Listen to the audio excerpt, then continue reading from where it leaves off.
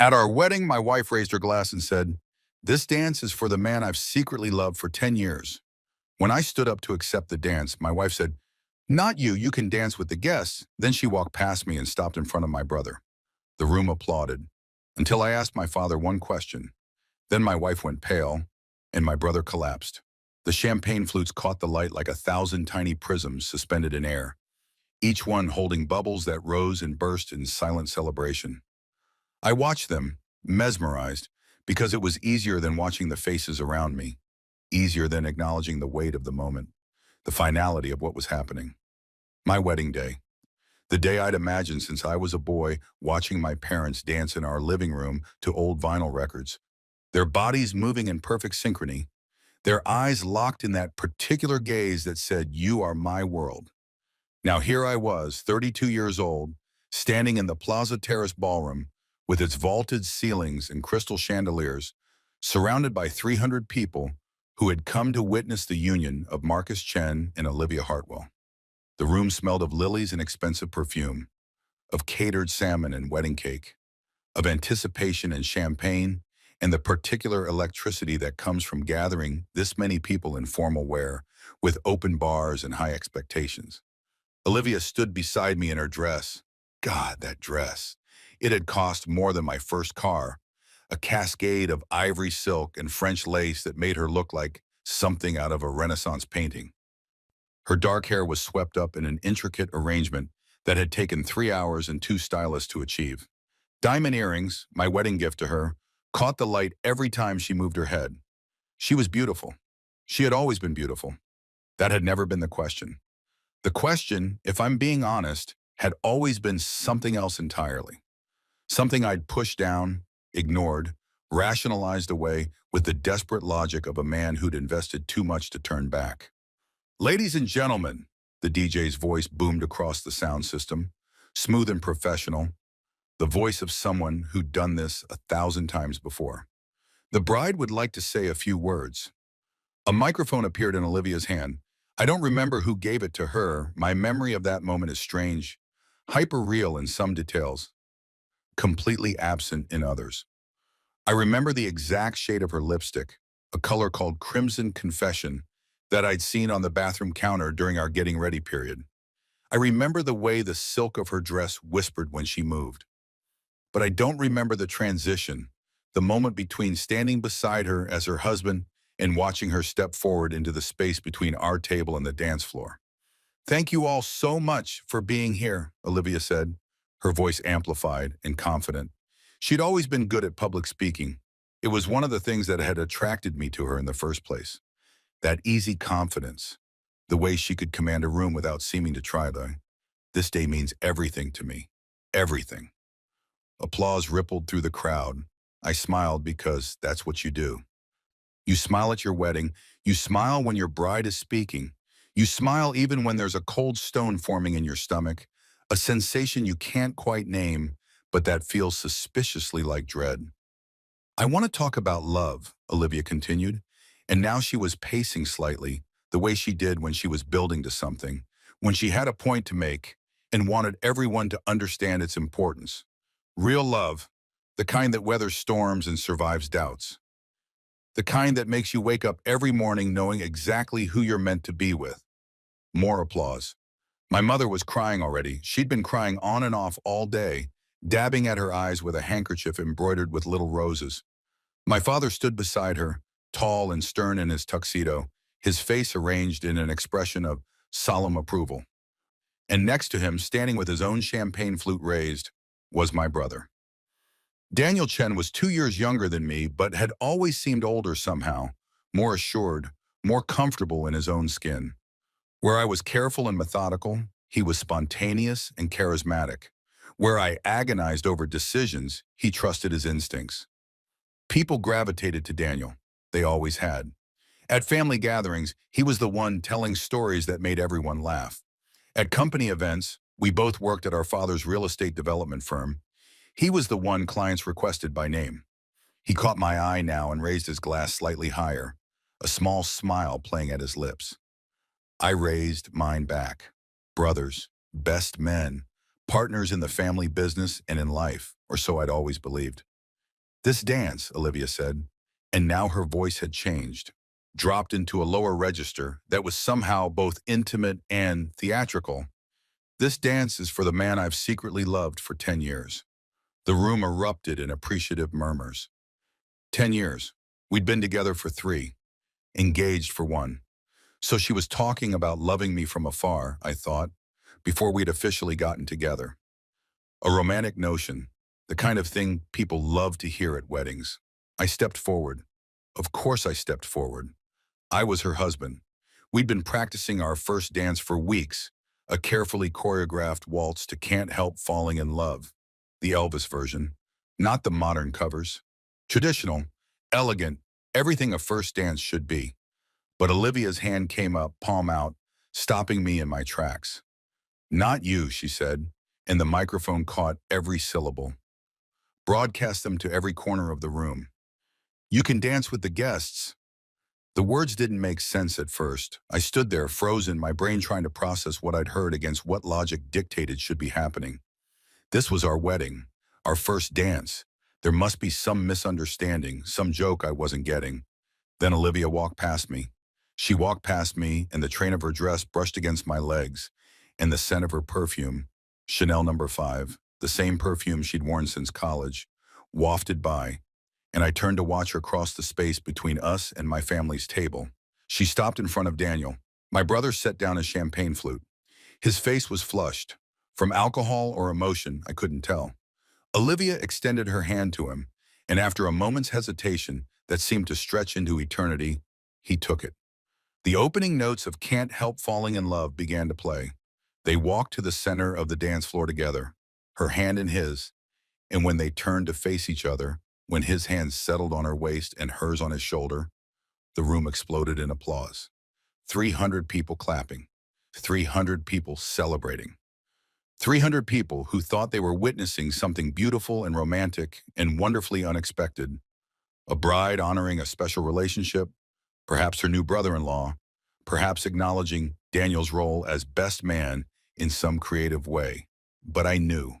In that instant, watching them move together to the music we'd chosen for our first dance, I knew.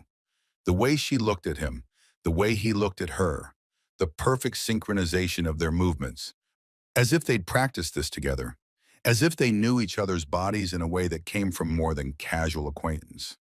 The way she fit against him, the way he held her, the way they moved as one.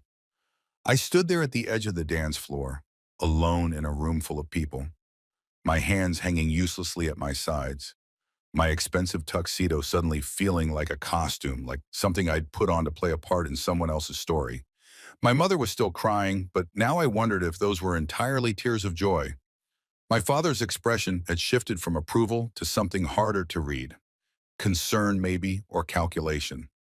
He was always calculating, always 3 steps ahead in the chess game of life and business. The song swelled. Olivia and Daniel turned in slow circles, her dress creating spirals of silk around them. The photographer was capturing it all, his camera clicking away, documenting what would look in pictures like a beautiful, unconventional wedding moment. What would look, to anyone who hadn't felt the seismic shift in the room's emotional geography, like joy. And maybe for some people it was joy. Maybe for my college roommate Dave, standing near the bar with his wife, this was just an interesting twist in wedding entertainment.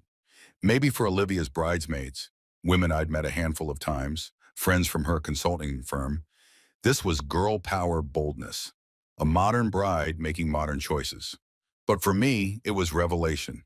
It was the moment when 1,000 small inconsistencies suddenly arranged themselves into a coherent pattern. Late nights when she'd said she was working but had been unreachable. Text messages she'd angled away from my view. The way she'd insisted Daniel be my best man, even though I'd originally wanted Dave for the role. The way she and Daniel always seemed to have inside jokes I wasn't part of. Moments where their eyes would meet across a room and they'd smile about something unspoken. The way she'd been distant for the past 6 months, even as we planned our wedding. Especially as we planned our wedding. Going through the motions with the kind of mechanical precision that I'd attributed to stress, but which now seemed like something else entirely. The way she'd recoiled the last time I tried to initiate sex, claiming exhaustion, the way she'd started going to the gym at odd hours, the way she'd changed her phone's passcode, and when I'd asked about it casually, had said something about privacy being important in a relationship.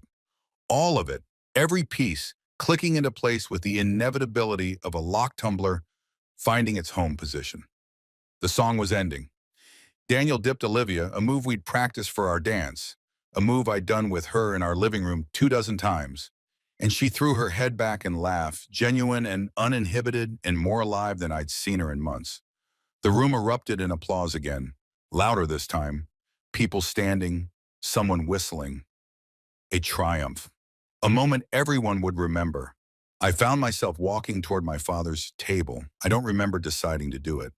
My legs just carried me there, through the applauding crowd, past the tables with their white linens and centerpieces of roses and baby's breath, past the faces of relatives and friends and business associates who were all still smiling, still clapping, still caught up in whatever narrative they'd constructed to make sense of what they'd just witnessed. My father watched me approach. His expression was carefully neutral now, the face he wore in business negotiations, when he was deciding whether to sign a contract or walk away from a deal. "Dad," I said, and my voice sounded strange to my own ears, distant and calm, as if it belonged to someone else. "I have a question." He nodded slightly. Behind me, the applause was dying down. The DJ was saying something, probably announcing the next dance or the cake cutting or whatever came next in the carefully scheduled progression of wedding festivities. I leaned close to my father, close enough that only he could hear me, close enough to smell his cologne, the same Creed Aventus he'd worn for as long as I could remember, the scent of power and old money and unquestioned authority. "The Harris Peninsula Development Project," I said quietly, "the one you put Daniel in charge of 6 months ago. The $50 million investment. Did it ever exist?" The question had come from nowhere and everywhere, a synthesis of pattern recognition and desperate intuition.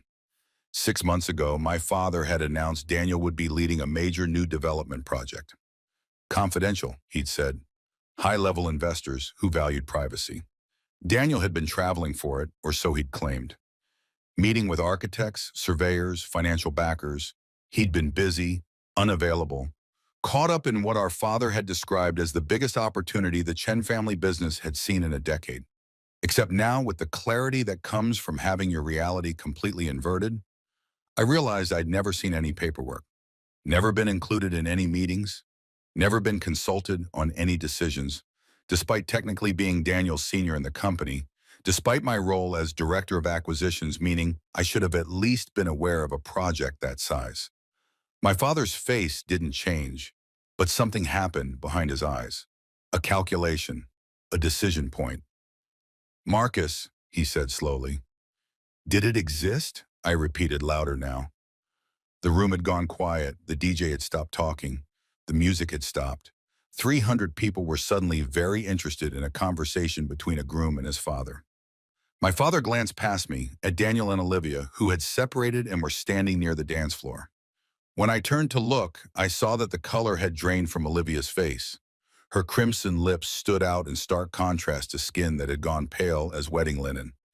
Daniel was staring at my father with an expression I'd never seen before.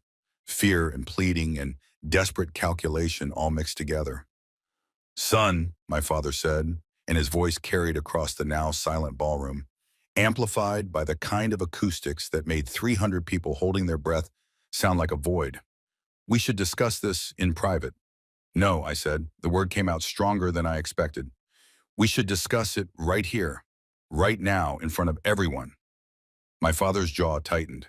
25 years of working with him, learning from him, trying to be the son he wanted me to be, and I'd never directly defied him like this. The Chen family had rules. Hierarchy, chain of command. You didn't air disagreements publicly. You certainly didn't question the patriarch at a family event. But then, the patriarch had never helped orchestrate the destruction of your wedding day before. "The Harris Peninsula Project," I said, turning now to address the room, my voice carrying in the silence. "My brother has supposedly been working on it for 6 months, traveling for it, building relationships for it. Tell me, Dad, where is Harris Peninsula?" Silence. How many acres? Silence. Who are the investors? My father remained stone-faced, but I saw my mother put her hand to her mouth. She knew. Of course she knew. She'd always known everything that happened in our family, had perfected the art of knowing without speaking, of understanding without acknowledging. There is no Harris Peninsula project, and I said, and the words hung in the air like smoke. Is there? Daniel moved then, taking a step toward me, his hand outstretched in a gesture that might have been supplication or might have been the beginning of an explanation. But I held up my hand, mirroring the gesture Olivia had made to stop me, and he froze. And you paid him, I said, looking at my father. You paid Daniel what? A salary? Expenses? Travel allowances? All for a project that didn't exist. All so he'd have an excuse to be away from the office. Also, he'd have a reason to travel. Also, nobody would question why he was so busy, so unavailable, so caught up in something important. I turned to Olivia now, and she was shaking her head. Small movements like she was trying to dislodge the reality that was crystallizing around us. You said this dance was for the man you'd secretly loved for 10 years, I said. We've been together for 3 years, which means you loved him before we met. While we were dating, while we were planning this, I gestured around the room at the flowers and the lights and the carefully arranged tables and the wedding cake that cost more than some people's cars, and the photographer who was now capturing this dissolution with the same diligence he'd captured our vows an hour earlier. You loved him through all of it, I continued, and he loved you. And our father, helped you hide it, created a fake project, gave Daniel cover, enabled this. Marcus, this was Daniel finally speaking, his voice cracking. Let me explain. Explain what? I was surprised by how steady my voice was, how calm I sounded when inside I was fragmenting into 1,000 pieces. Explain how you fucked my fiancée. Explain how you fucked her while I was planning our wedding. Explain how you stood up there as my best man, handed me the rings, gave a toast about brotherhood and loyalty, all while you were sleeping with my wife. The last word came out as a shout.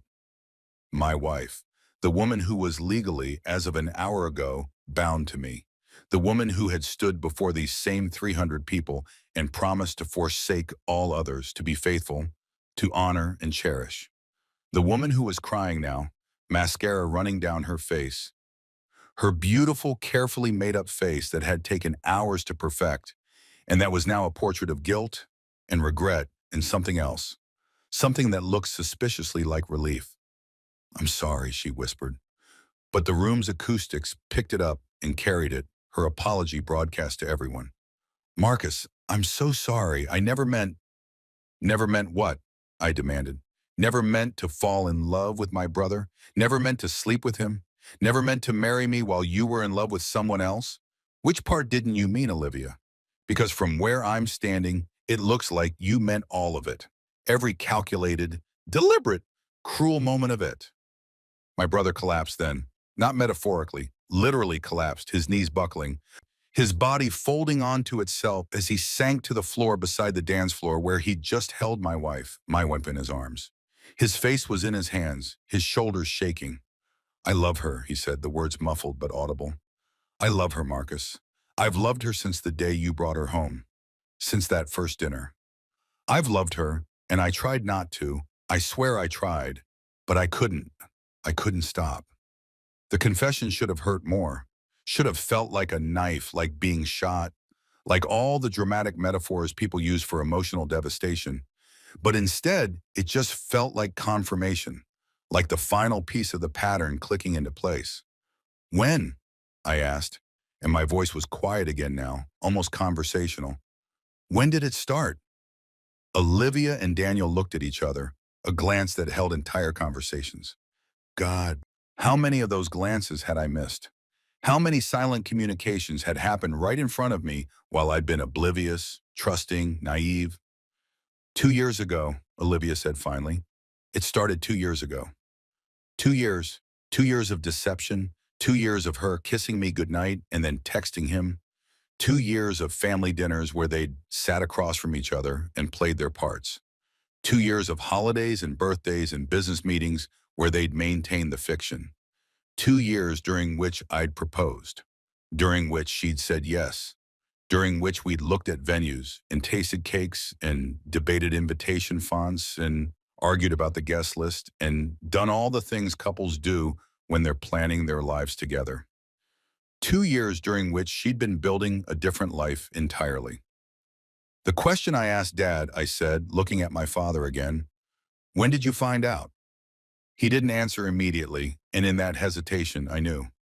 You knew before I proposed, I said, didn't you? My mother made a sound, something between a gasp and a sob. My father's face hardened. Marcus, he said, this isn't the time or place. You knew. The shout came from somewhere deep, somewhere I didn't recognize. You knew Daniel and Olivia were together, and you let me propose anyway. You let me plan a wedding. You walked her down the aisle. You walked her down the fucking aisle to marry me while you knew she was in love with your other son. The pieces were still falling into place, still rearranging themselves into new and horrible patterns. Why, I demanded. Why would you do that? Why would you let this happen? My father stood slowly, and when he spoke, his voice had the cold precision of a closing argument. Because, Marcus, you need to understand something about this family, about this business, about life. Not everything is about love. Some things are about legacy, about stability, about making the right alliances and maintaining the right appearances. He paused, looking around the room at the 300 witnesses to this disintegration. Olivia is the daughter of Robert Hartwell. Robert Hartwell, who sits on the board of Hartwell Industries, which owns 35% of the commercial real estate in this city. Hartwell, whose partnership could make or break our expansion into the metropolitan market. This marriage, your marriage, was supposed to be the beginning of that partnership. I stared at him, understanding and not understanding, comprehension and incomprehension existing simultaneously. You're saying you let me marry her for a business deal?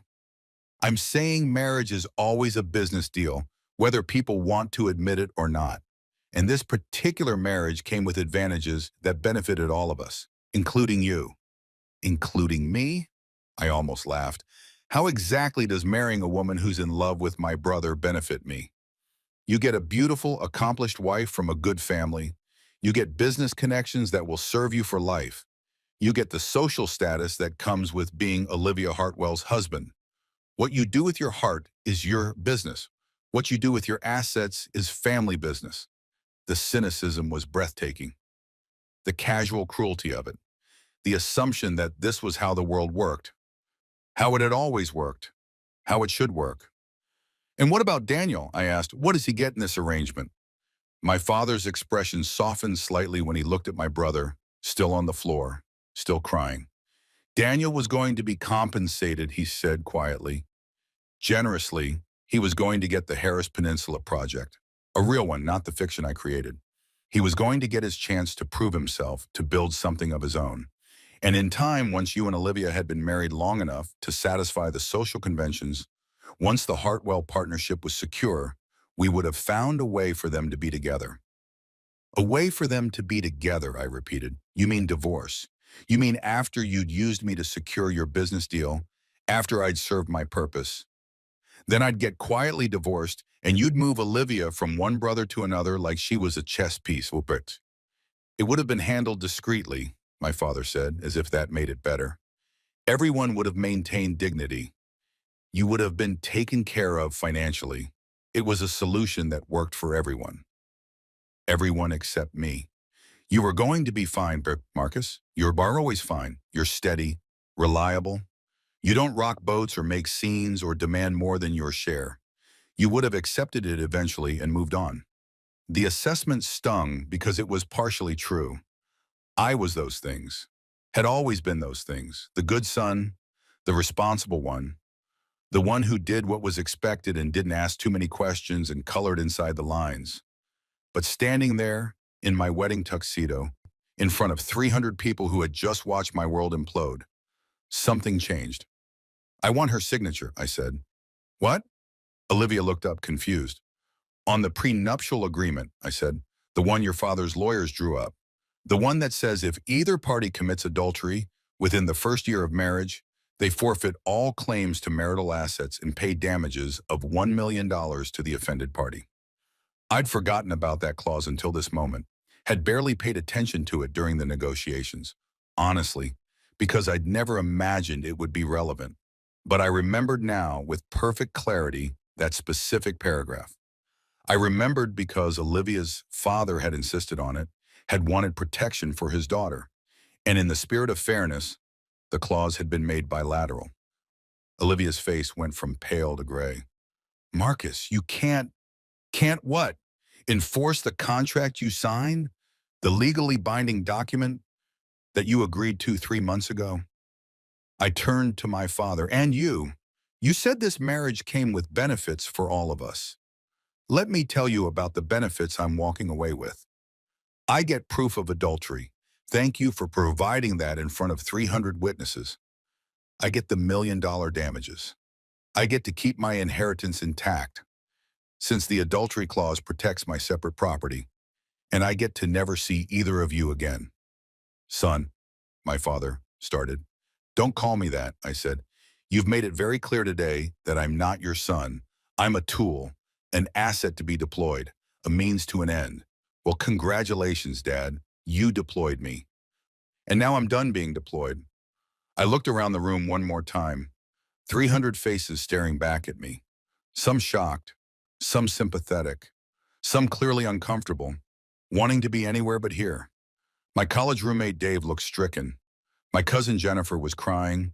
Olivia's bridesmaids were huddled together like witnesses to a crime.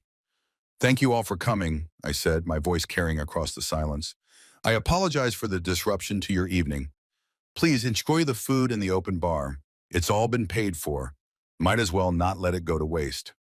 Then I walked out. I walked out of my wedding reception, through the ballroom doors, past the hotel lobby with its marble floors, and its front desk staffed by people who carefully didn't look at me, through the revolving door and into the night. It was snowing. The first snow of the season, fat flakes falling through the yellow glow of streetlights, dusting the city in white. I stood on the sidewalk in my tuxedo, without a coat, and watched the snow fall and thought about nothing and everything. Behind me, the Plaza Terrace rose into the sky, its windows glowing with warm light. My wedding was in there. My wife, my brother, my father, my entire family and social circle. My life, or what had been my life up until an hour ago. I pulled out my phone, the expensive iPhone I'd gotten for my birthday, a gift from Olivia, which now seemed like its own kind of joke, and called an Uber. While I waited, I watched the snow and thought about the man I'd been when I'd walked into that ballroom this morning, full of hope and nerves and excited anticipation. That man was gone. He'd died somewhere between the champagne toast and the revelation. He died and left behind someone else, someone harder and colder and less inclined to trust. But also perhaps someone more honest.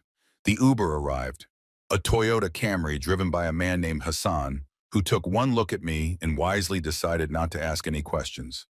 I gave him my address and settled into the back seat, watching the Plaza Terrace recede through the rear window until it was just another set of lights in the snowy distance. My phone started buzzing. Text after text, call after call. I turned it off without looking at any of them and watched the city slide past, familiar and strange. Every street corner a reminder of a life I'd thought I was living, but which had been, apparently, just another fiction.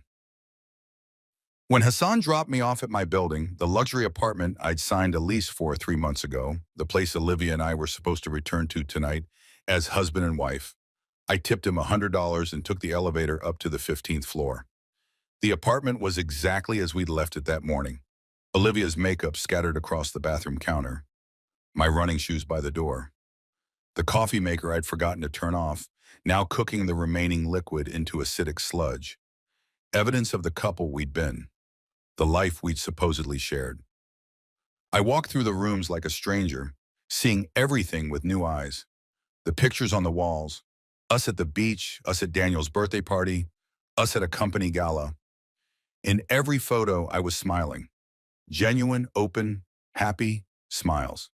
In every photo, Olivia was looking at the camera. Never at me, always at the camera. I'd never noticed that before. I sat down on the couch, still in my tuxedo, and stared at the dark television screen until my reflection stared back at me. A groom without a wedding, a husband without a wife, a brother without a brother, a son without a family. Just Marcus Chen, lone in an apartment full of lies, watching snow fall past the windows and wondering who the hell I was supposed to be now.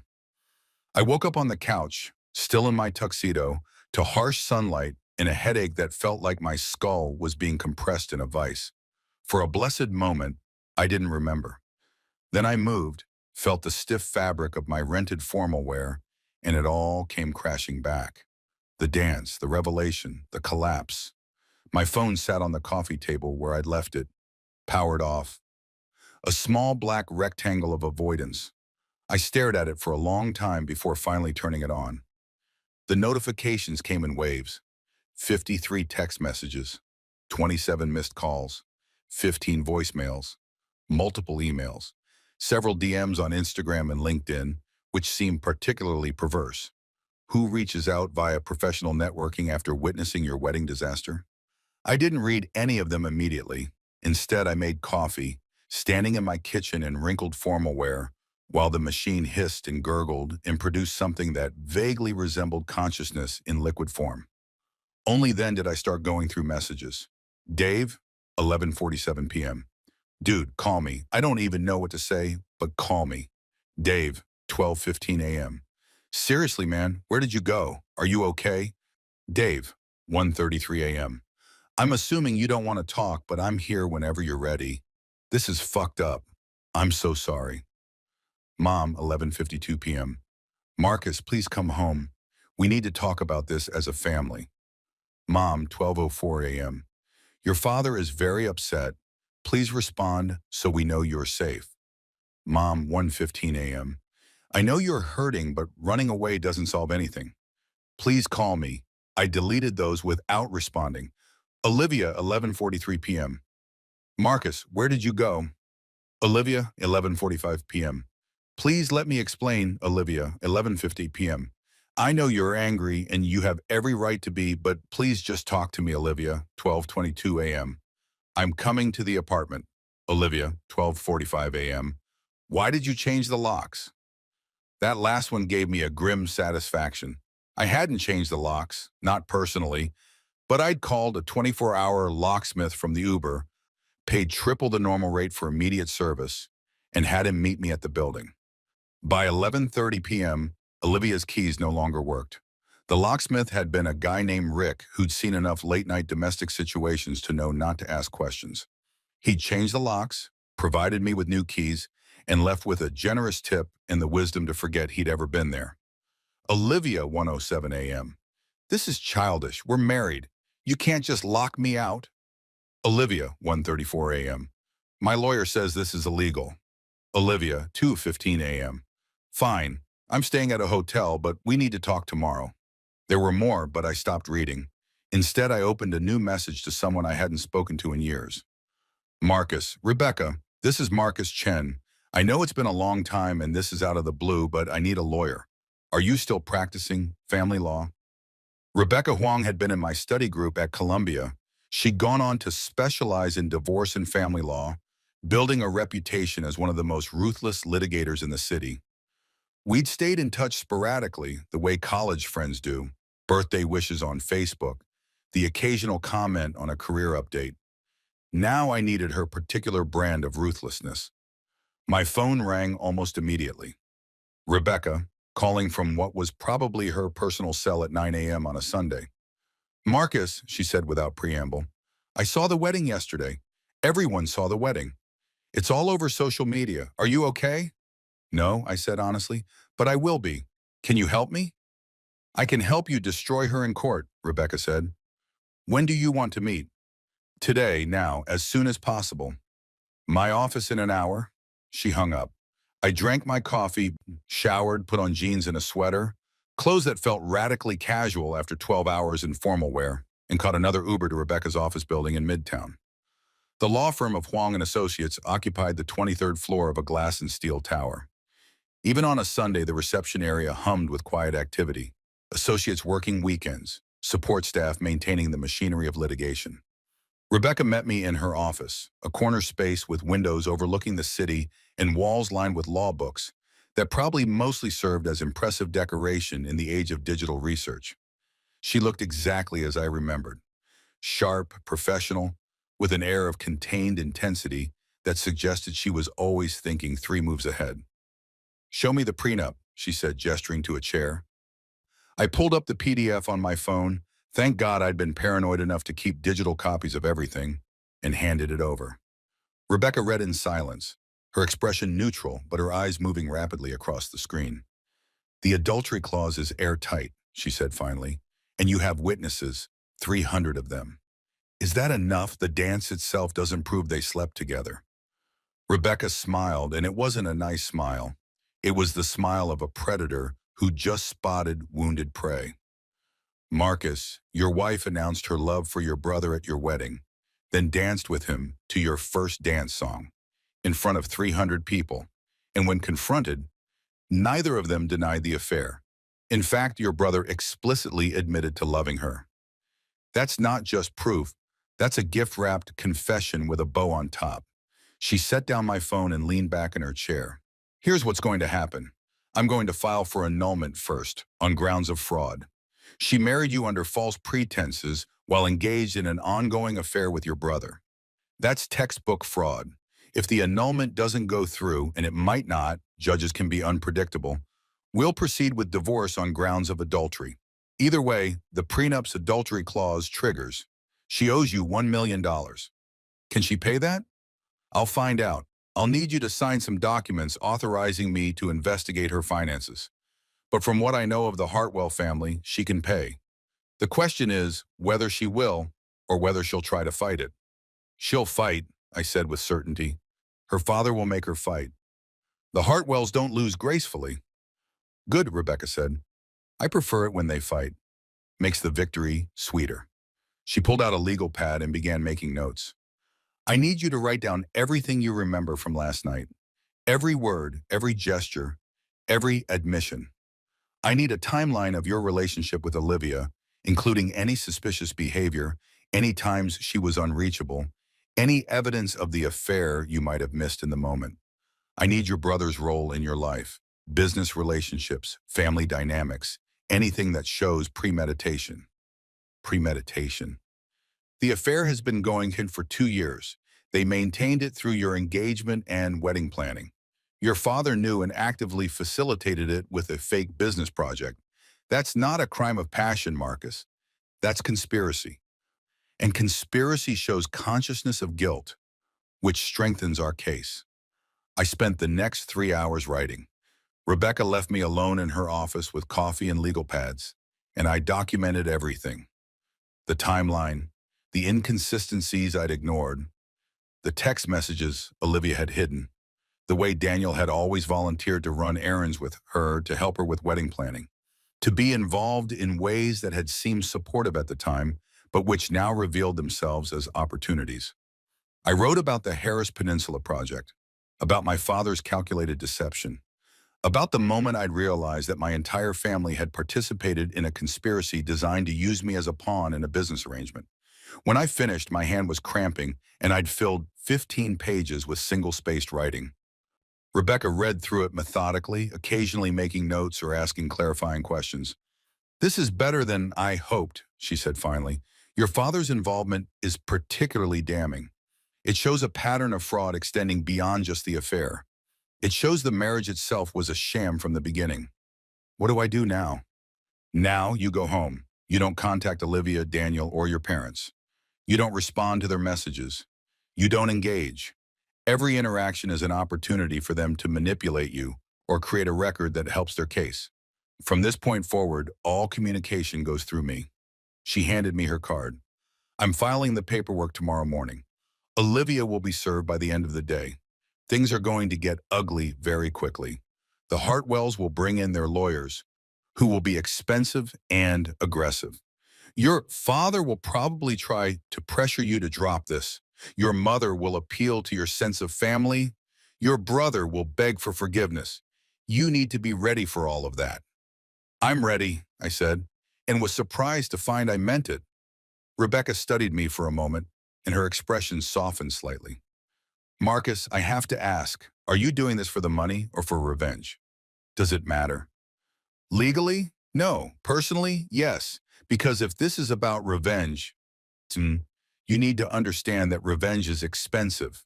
Emotionally, psychologically, financially. You're about to burn down your entire life, your family, your career, your social circle. Everything will change. Everyone will take sides. And even if you win, even if you get every penny you're owed and destroy their reputations in the process, you'll still be the guy whose wife loved his brother. I know, I said quietly. And you still want to do this? I thought about standing on the dance floor alone and humiliated. I thought about 2 years of lies and manipulation. I thought about my father's cold calculation and my brother's errors and Olivia's pale face. I thought about the man I'd been yesterday morning, naive and trusting and stupidly, willfully blind. I want to do this, I said. Not because of revenge, because of truth. They lied to me, used me, and tried to arrange my entire life around their convenience. They need to understand that has consequences. Rebecca nodded slowly. Then let's give them consequences they'll never forget. I left Rebecca's office feeling strangely calm. The panic of the previous night had crystallized into something harder, something more focused. I had a plan, I had a lawyer, I had documentation and witnesses and an ironclad prenuptial agreement. More importantly, I had clarity. My phone buzzed with a new message as I walked to the subway. Against my better judgment, I looked. Daniel. Marcus, please. I'm at your building. I need to talk to you. I need to explain. Please, bueno. I almost deleted it, almost blocked his number and moved on. But something stopped me. Not forgiveness, not even curiosity, but a cold desire to understand exactly what I was dealing with. I texted back. Coffee shop on the corner. 15 minutes. Come alone. Then I called Rebecca. I'm meeting with Daniel, I said. I know you said not to contact them, but record it, Rebecca interrupted. New York is a one-party consent state. Record everything. And Marcus, don't lose your temper. Let him talk. Let him confess. Give me ammunition. I stopped at a drugstore and bought a small digital recorder, the kind students use for lectures. By the time I reached the coffee shop, a generic chain place with brown leather chairs and overpriced lattes, Daniel was already there, sitting in a corner booth, looking like he hadn't slept. He was still wearing clothes from the wedding, though he'd changed out of his tuxedo into jeans and a rumpled dress shirt. His eyes were red. His hair, usually perfectly styled, stuck up in odd angles. He looked broken, and I felt nothing. Marcus, he said as I sat down, his voice cracking. Thank you for... I'm recording this conversation, I said, placing the recorder on the table between us. Do you consent to being recorded? He stared at the device, then at me, and something died in his expression. Yeah, he said quietly. I consent. I turned on the recorder. Tell me everything, I said. And I mean everything. When it started, how it started, every lie you told me, every time you looked me in the eye and pretended to be my brother while you were fucking my fiancé. All of it. Daniel's hands shook as he wrapped them around his untouched coffee cup.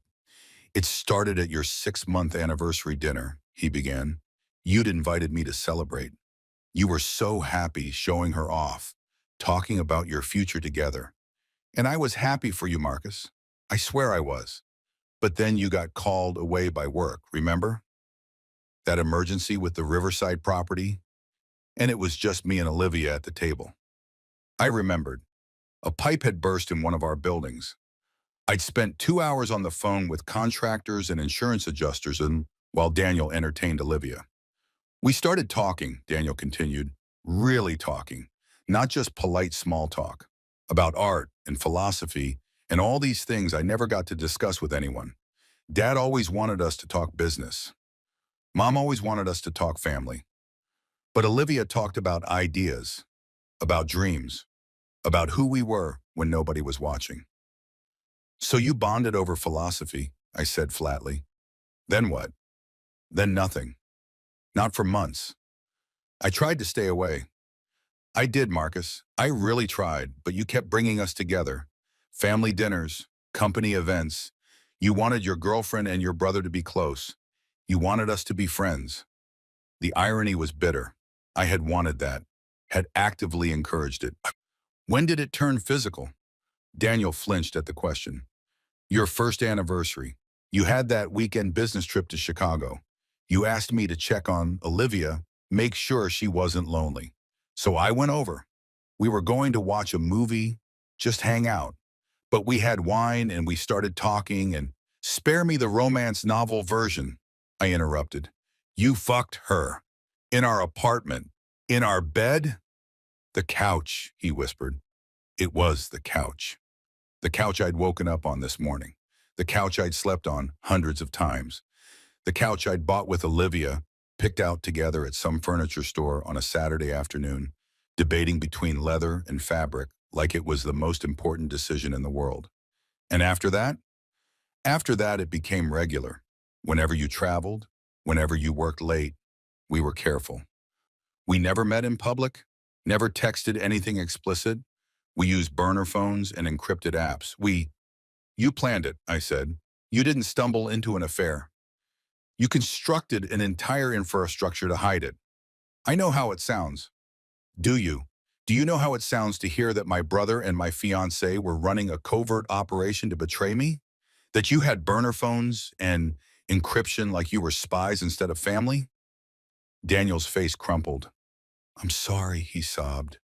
Marcus, I'm so fucking sorry. I never wanted to hurt you. I love you. You're my brother. Don't, I said coldly. Don't you dare tell me you love me. People who love each other don't do this. People who love each other don't conspire and scheme in life for years while smiling to your face. I do love you, Daniel insisted, but I also love her.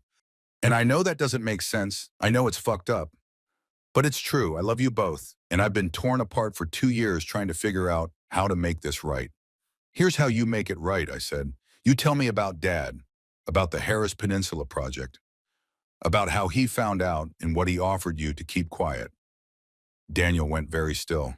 I don't know what you... Don't lie to me. Not anymore. Dad created that project to give you cover for the affair. When did he find out? How? A long silence. Then quietly, he saw us. When?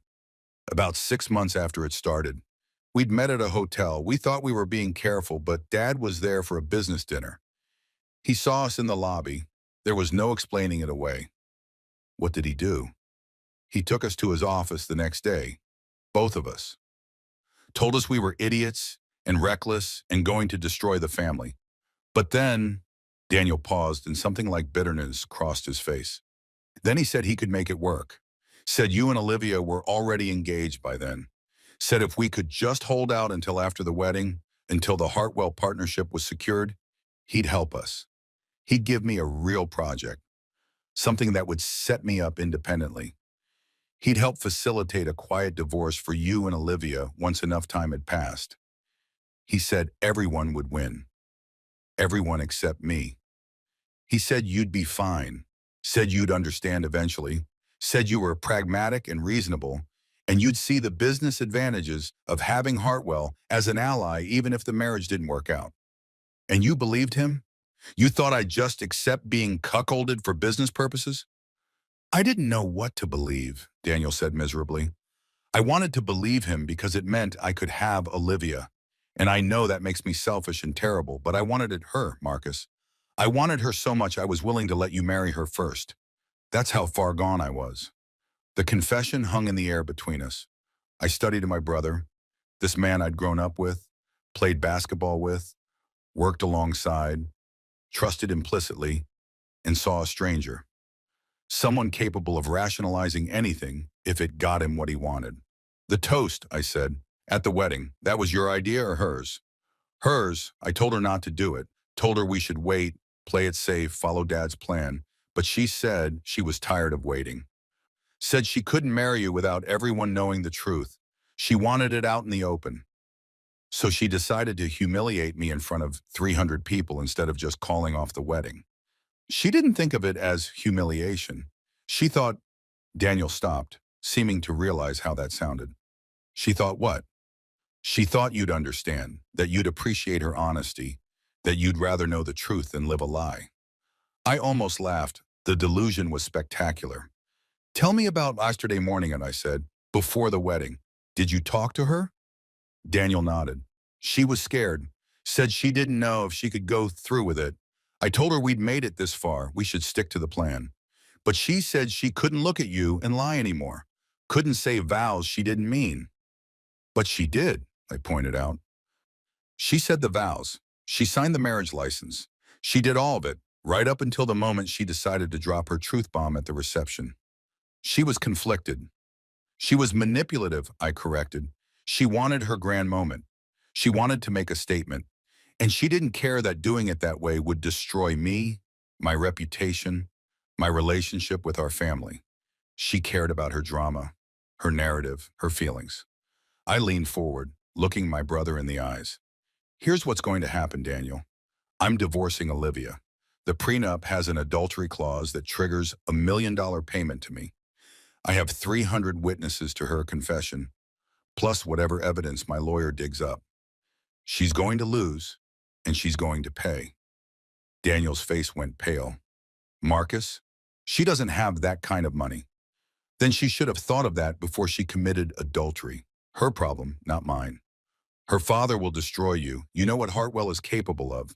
He'll come after your career, your reputation. Let him try.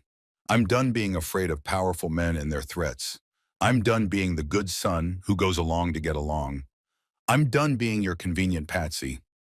I stood, pocketing the recorder. Stay away from me, Daniel. Stay away from my apartment, my workplace, anywhere I might be. If you want to be with Olivia, that's your choice. But you don't get to have that and me too. You chose her. Live with it. Marcus, please. He reached for me, and I stepped back. One more thing, I said. I'm resigning from Chen Development. I'm done working with Dad. Done being part of a family that sees me as a chess piece instead of a person. You can have it all, the company, the inheritance, Dad's approval. All I want is my freedom. I left him sitting there, crying into his coffee, and walked out into the cold November afternoon. The sun was setting, painting the city in shades of amber and gold, and I felt lighter than I had in years. My phone buzzed. Rebecca. Rebecca. How did it go? Marcus. Got everything on tape. Confession, timeline, Dad's involvement. It's all there, boy. Rebecca. Beautiful. Send me the file. And Marcus, get some rest. The real battle starts tomorrow. I went home to my empty apartment, forwarded the recording to Rebecca, and ordered takeout from the Thai place down the street.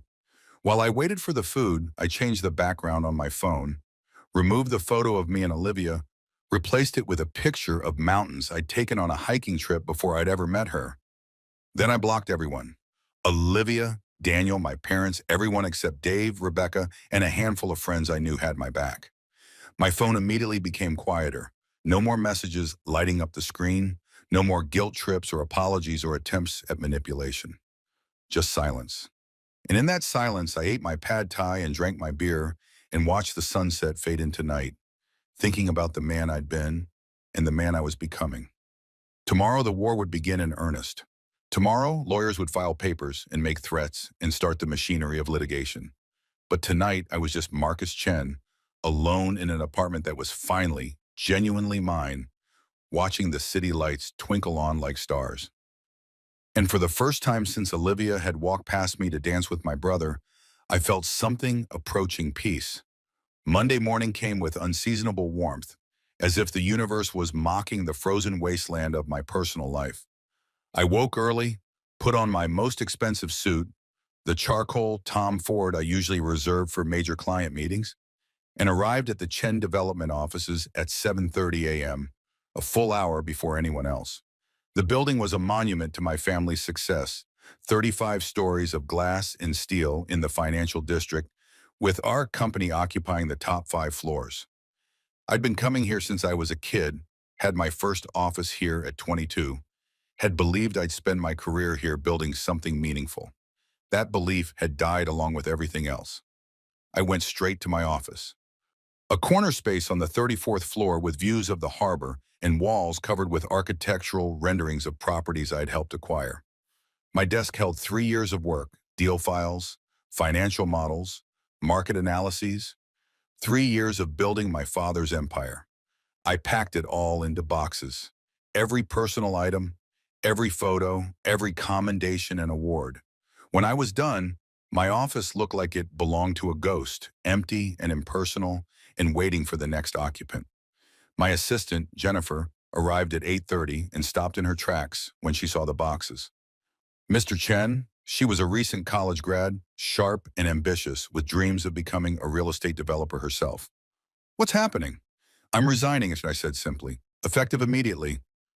You'll report to Daniel going forward. Her face went through several emotions: shock, confusion, concern, before settling on professional neutrality. May I ask why? Personal reasons. You'll hear about it soon enough. Probably already have, if anyone here follows social media. Understanding dawned in her eyes. Of course she'd seen. Everyone had seen. My wedding disaster was probably the most talked about event in our professional and social circles. I'm sorry, she said quietly. For what it's worth, everyone thinks what they did was horrible. Everyone? Everyone who matters. The assistants, the junior staff, we all think it was cruel. The solidarity was unexpected and touching. Thank you, Jennifer, for everything. You're going to do great things here, with or without me. I left the boxes on in my desk with a note for building security to ship them to my apartment, then went down one floor to my father's office. He was already there, of course. Alexander Chen didn't believe in arriving late or leaving early. He believed in discipline and routine and maintaining appearances, even when everything was falling apart. He looked up when I entered, his expression carefully neutral. Marcus, I didn't expect you in today. I'm not in. I'm resigning. I placed a single sheet of paper on his desk. My formal resignation letter, drafted by Rebecca at midnight and printed at a 24-hour business center. My father read it slowly, his face revealing nothing. This is unnecessary, he said finally. What happened at the wedding was unfortunate, but we're family. We can work through this. We're not family, boy, I said calmly. Family doesn't conspire against each other. Family doesn't use each other as pawns. Family doesn't facilitate affairs and construct elaborate lies. Marcus, I'm done, Dad, with the company, with the family business, with pretending any of this was ever about anything other than money and power and your legacy. He set down the letter and leaned back in his chair, studying me with the same analytical gaze he used to evaluate properties and negotiations. You're making a mistake, he said. You're emotional. You're hurt. I understand that. But walking away from this company means walking away from your future. Everything I've built is meant to be yours and Daniel's. Everything. Give it all to Daniel, I said. He's earned it. He fucked my wife for 2 years while you facilitated it. That's the kind of dedication to family business you value, right? My father's jaw tightened, the first crack in his composure. What happened between Daniel and Olivia was unfortunate, but it doesn't change the fundamental reality of our situation. Hartwell Industries is still a valuable partner. The marriage,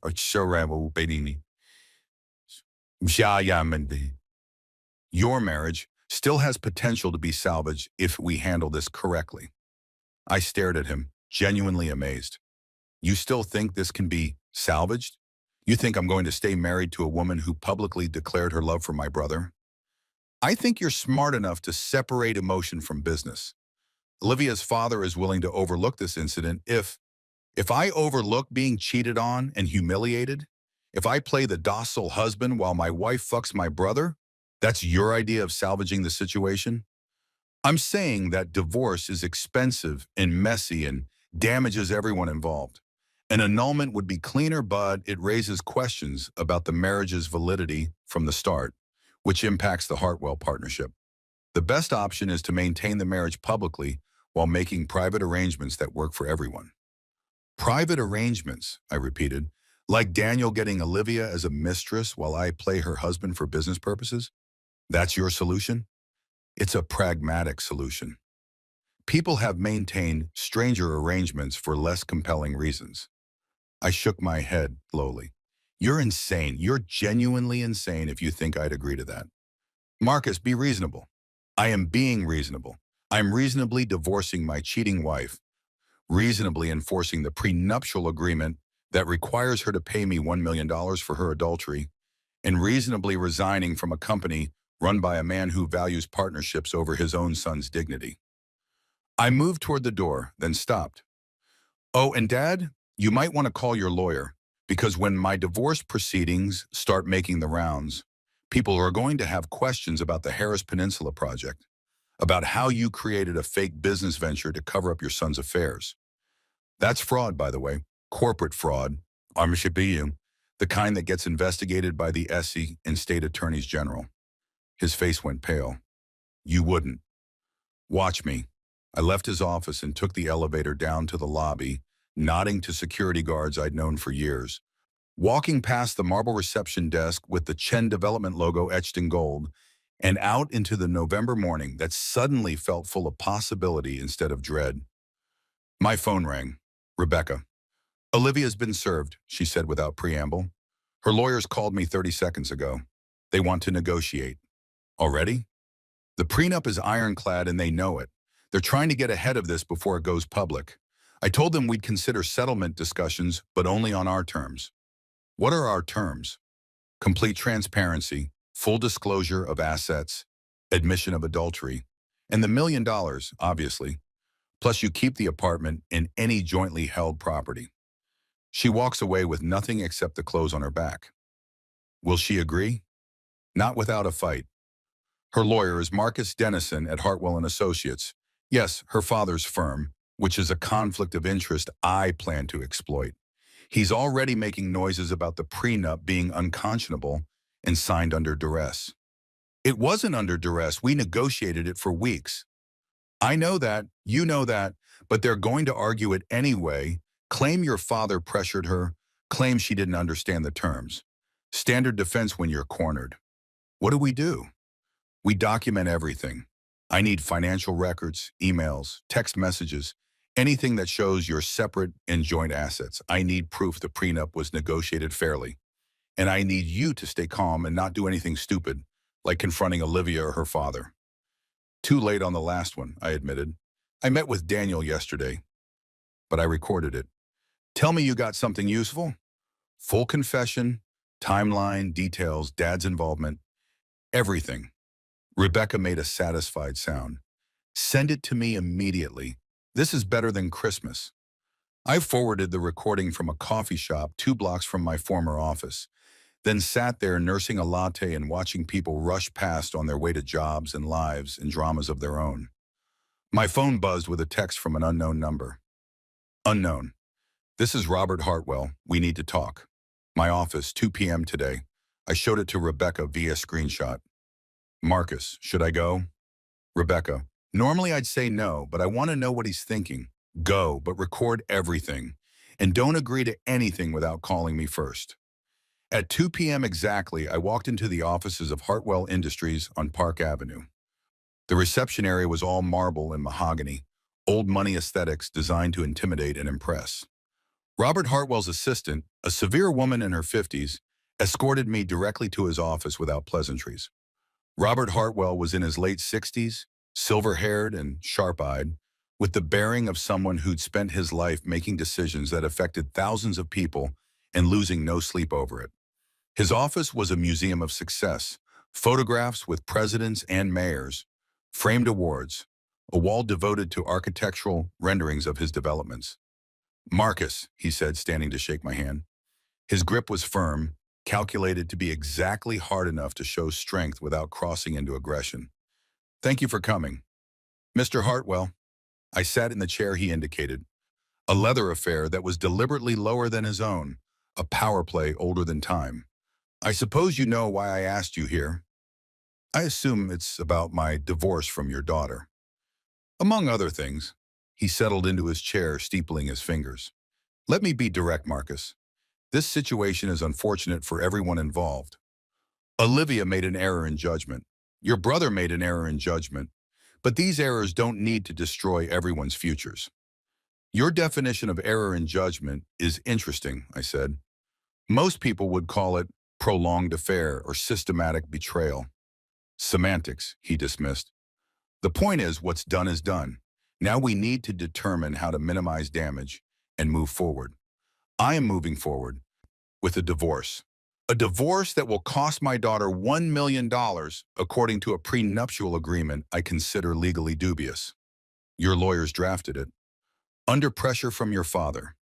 The agreement was presented to Olivia 48 hours before your wedding. She signed under duress. She had 3 months to review it, I corrected, and she had her own attorneys present during negotiations. The only duress was from your own firm's partners trying to get the best deal for your family. Robert's expression hardened slightly. Nevertheless, we'll be challenging it, and in the meantime, I want to discuss alternatives. There are no alternatives. Your daughter committed adultery. The prenup is clear. She pays or we go to court and the prenup gets enforced anyway. Except now everyone's legal bills are higher and the whole mess is public record. That's one way to look at it, Robert said. Here's another way. You drop the divorce and the financial claims. In exchange, I bring you into Hartwell Industries as a senior partner. You get equity, decision-making authority, and a path to eventually running one of the largest real estate firms in the state. You get everything you'd have gotten at Chen Development, plus independence from your father.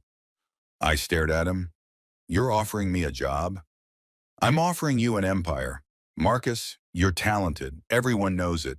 You've been wasted at Chen Development, playing second fiddle to your father's ego and your brother's charm. I can give you a platform where your skills actually matter. In exchange for staying married to your daughter who doesn't love me. In exchange for a business arrangement that benefits both our families. What Olivia does in her private life is her business. What you do in yours is yours. But publicly, you maintain the marriage. You present a united front, and you build something significant. The offer was breathtaking in its cynicism and its accuracy. He'd identified exactly what motivated me, the desire to build, to create, to matter, and was dangling it like bait. And Daniel, I asked, where does he fit in this arrangement? Daniel is irrelevant. If Olivia wants to maintain a relationship with him, that's her choice. But it doesn't affect your position or prospects. So I get to be the cuckold with a good job. Robert's expression didn't change. You get to be a powerful man with a successful career. How you frame that is your choice. I stood up. Thank you for the offer, Mr. Hartwell. But I'm not interested in building an empire on a foundation of lies and humiliation. I'll take my chances with the divorce. You're making a mistake, he said, his voice hardening. I've been tolerant until now because I hoped you'd be reasonable. But if you insist on pursuing this divorce and demanding payment under that prenup, you'll find out what it's like to have Hartwell Industries as an enemy. Is that a threat? It's a statement of fact. I have relationships throughout this city in real estate, finance, media, government. I can make your life very difficult, Marcus. I can ensure no reputable firm will hire you. I can tie up your divorce in court for years. I can leak information about your family's business practices that will interest federal investigators. You mean the fake Harris Peninsula project? I asked calmly. I'm aware. In fact, I'm counting on it coming out. Because when it does, everyone will understand that the Chen family and the Hartwell family conspired to use me as a pawn. That generates sympathy, Mr. Hartwell. That makes me the victim, not the villain. His eyes narrowed. You've thought this through. I've had a very educational 48 hours. I moved toward the door, then paused. One more thing.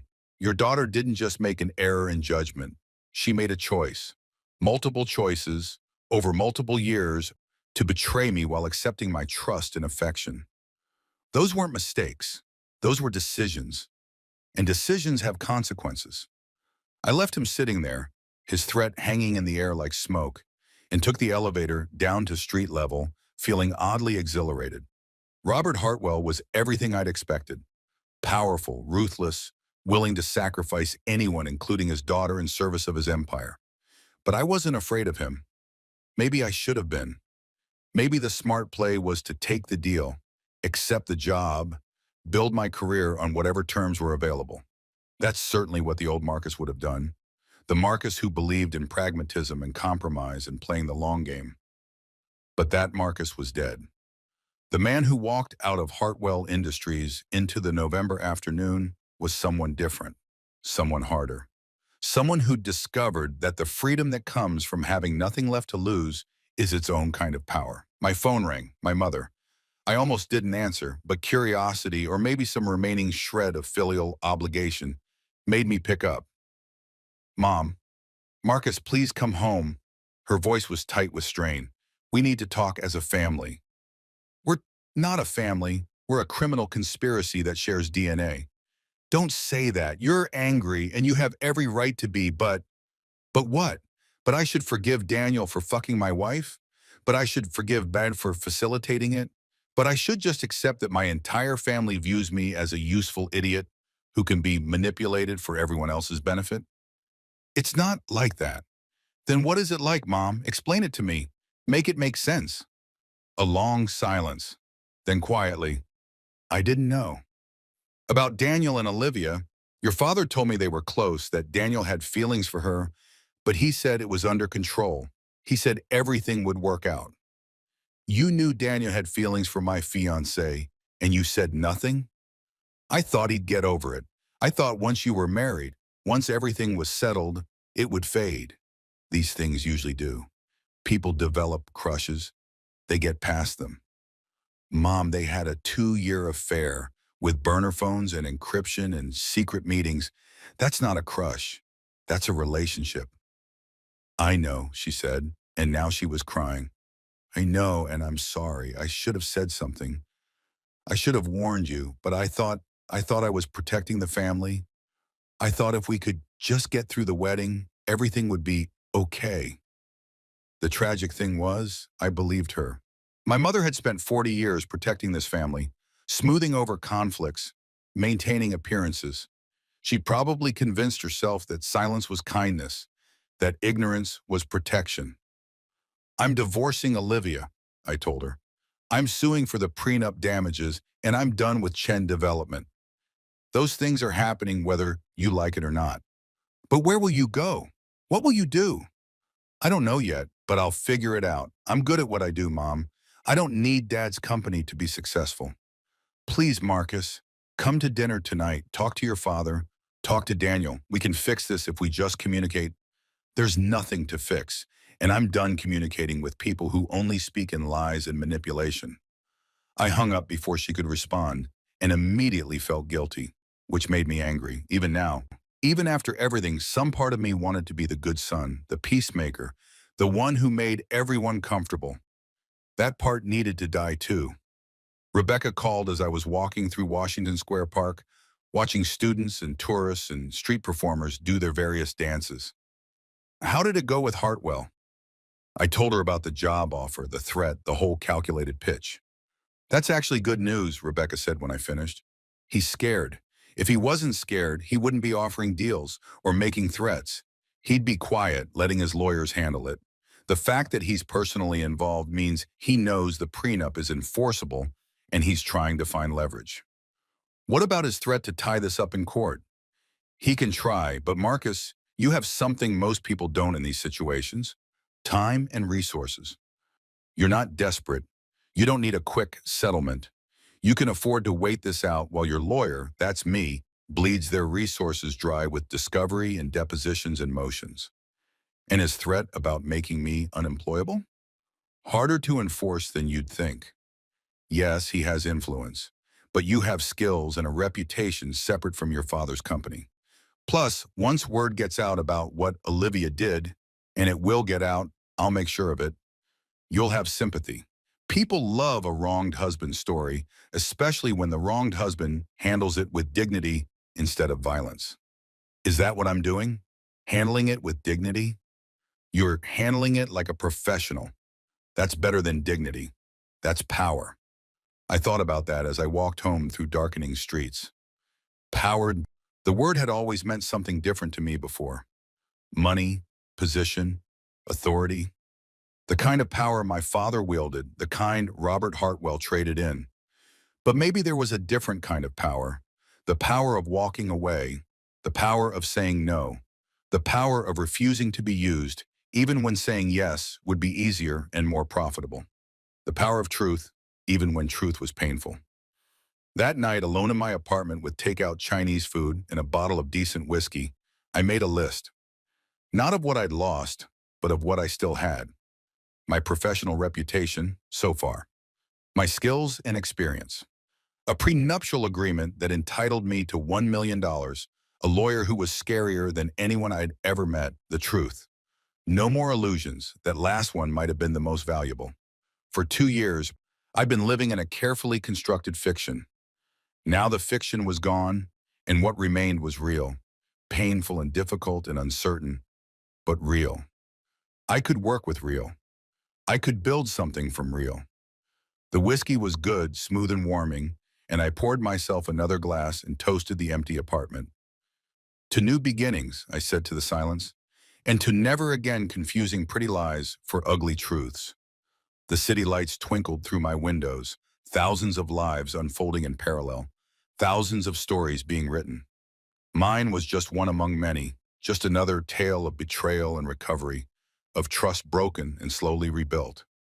But it was my story now, not my father's, not Daniel's, not Olivia's, mine. And I was going to write one hell of an ending. The first week after my resignation from Chen Development passed in a strange blur of legal meetings and strategic planning. Rebecca had me on a tight schedule, depositions to prepare for, financial documents to organize, a timeline of the affair to construct with forensic precision. Every email I'd sent Olivia, every text message, every credit card statement that might show suspicious charges, all of it went into building our case. But the more interesting development came from an unexpected source. On Thursday morning, I received an email from a woman named Patricia Keene. The subject line read, "Former Chen Development employee, information you need." I almost deleted it as spam. Then I saw the first line. "Mr. Chen, we've never met, but I worked in accounting at your father's company for 6 years until I was terminated last month. I have information about the Harris Peninsula project that you need to see. If you're interested, meet me at the Starbucks on Aiken and Lex at 2 p.m. today. I'll be the redhead with the Talbot's briefcase." I forwarded it to Rebecca with a question mark. Her response came 30 seconds later. "Go and record everything." Patricia Keene turned out to be a woman in her mid-50s with precise movements and the air of someone who'd spent her career dealing with other people's numbers and mess. She sat in the corner of the Starbucks with a venti coffee and a manila folder thick with papers. "Mr. Chen," she said when I approached, not standing or offering to shake hands, "thank you for coming. I wasn't sure you would." "I'm curious," I said, sitting across from her with my own coffee and my phone recording in my pocket. "You said you had information about Harris Peninsula. I have proof it never existed." She tapped the folder. 6 months of fabricated expenses, fake invoices, shell company payments. Your father created an entire fictional project and ran hundreds of thousands of dollars through it. My heart rate picked up. "Why are you telling me this?" "Because your father fired me when I started asking questions about the accounting irregularities. Gave me 2 weeks severance and an NDA I signed under duress, then escorted me out by security like I was a criminal." Her voice was bitter. 26 years I gave that company, 6 at Chen Development, 20 before that at firms your father absorbed. And he discarded me like garbage because I was doing my job too well. "What kind of irregularities?" She opened the folder and pulled out a spreadsheet. "The Harris Peninsula project was set up as a subsidiary LLC, Harris Peninsula Development Group. Standard practice for large projects. But when I started reviewing the quarterly reports, things didn't add up. The expenses were too generic. Travel costs that didn't correspond to actual business travel. Consulting fees paid to companies that existed on paper but had no real operations. Architectural renderings that were stock images purchased online." She pushed the spreadsheet toward me. It was dense with numbers, but certain patterns jumped out even to my non-accountant eyes. Recurring payments to the same shell companies. Round numbers that suggested someone had made up figures rather than tracking actual expenses. I flagged it in an internal audit, Patricia continued. Asked your father for documentation, permits, contracts, anything to substantiate these costs. He told me it was all confidential, that the investors required discretion. When I pressed, he fired me. Do you have copies of everything? Everything. She patted the folder. I made backups before they deleted my access. Call it insurance against exactly this kind of situation. Why not go to the authorities yourself? The NDA, she said simply. I signed it. If I violate it, I lose my severance and your father sues me for damages. I can't afford that fight. But you, she looked at me with something like hope. Your family, you're already in a fight with him, and you have resources I don't. I understood. She wanted me to be her weapon, her proxy in a war she couldn't fight directly. What do you want in return? I want him exposed. I want everyone to know Alexander Chen is a fraud. And I want a reference letter for my next job from you, not him, acknowledging my years of competent service. That's all? That's everything. I don't care about money or revenge beyond justice. I care about my professional reputation. I care about being able to tell the truth about why I left. I made a decision. Give me the folder, I'll get it to my lawyer. And yes, I'll write you a reference letter, a glowing one. Relief washed over her face. She slid the folder across the table and I noticed her hands were shaking slightly. Thank you, she said quietly. You're not like your father, Mr. Chen. Everyone who worked with you knew that. You were fair, decent. We were all sorry when you resigned. The compliment shouldn't have meant as much as it did, but after a week of feeling like I'd lost it everything, hearing that I'd mattered to someone, that people had noticed how I treated them, felt like a lifeline. Call me Marcus, I said. And Patricia, thank you for your courage. This takes guts. So does what you're doing, she replied. Walking away from everything you knew, fighting your whole family. That takes more guts than I've got. I left Starbucks with the folder and immediately called Rebecca from the street. I have a bomb, I told her, and talk to me. I explained about Patricia, the documents, the shell companies, and fake expenses. Rebecca was silent for a long moment after I finished. Marcus, this is bigger than your divorce. This is potential criminal fraud. Your father created a fake business entity, ran money through it, claimed business deductions on it. That's wire fraud, tax fraud, probably money laundering depending on how he structured the payments. So what do? We use it as leverage. I'll have forensic accountants verify these documents, make sure they're legitimate and not some disgruntled employee's fabrication. If they check out, and I suspect they will, we approach your father with a proposal. He doesn't contest the divorce or the prenup enforcement, and we don't hand this evidence to the IRS and FBI. That's blackmail. That's negotiation. Your father understands leverage. Let's speak his language. 2 days later, I sat in Rebecca's office while she video conferenced with my father's attorney, a man named Gregory Walsh, who'd represented Chen Development for 20 years. My client has received your proposal, Walsh said, his face pixelated slightly on the screen, and he finds it deeply offensive that his own son would threaten him with criminal charges over a business disagreement. It's not a business disagreement, Rebecca replied coolly. It's documented fraud. We have 6 months of fabricated expenses, shell company payments, and falsified project reports. We have testimony from a former employee who was fired for asking questions. And we're prepared to hand all of it to federal authorities unless your client agrees to our terms. Those documents were obtained illegally. They were obtained by a former employee who retained copies of her work product before being terminated. That's not illegal. What is illegal is creating fake business entities to facilitate your client's conspiracy to hide his son's affair. Walsh's jaw tightened. You're making serious accusations. I'm stating facts. Facts that will look very bad in a courtroom. Facts that will interest the SEC, the IRS, and possibly the FBI's white-collar crime division. Facts that will destroy your client's reputation and business interests. Unless Mr. Chen agrees to 3 conditions. 1, he doesn't contest Marcus's divorce from Olivia Hartwell. 2, he doesn't contest enforcement of the prenuptial agreement's adultery clause. 3, he provides Marcus with a separation agreement from Chen Development That includes 18 months' salary and a non-disparagement clause. That's extortion. That's a very generous offer considering the alternative is federal prison. Your client has 24 hours to decide. Rebecca ended the call before Walsh could respond. Then she turned to me with a slight smile. And now we wait. You think he'll take it? I think he's a pragmatist. He'll weigh the key, a divorce he was going to fight anyway, money he was going to have to pay in legal fees, a separation agreement that's generous but not excessive, against the risk of criminal prosecution. He'll take it. And if he doesn't, then we hand everything to the authorities and watch his empire burn. But Marcus, I need you to be sure. If we go that route, your father likely goes to prison. Your family's business collapses. Your brother Daniel, who was nominally involved in the fake project, probably faces charges too. Everyone loses. I thought about my father, about the cold calculation with which he'd orchestrated my humiliation, about the ease with which he'd sacrificed my happiness for business advantage.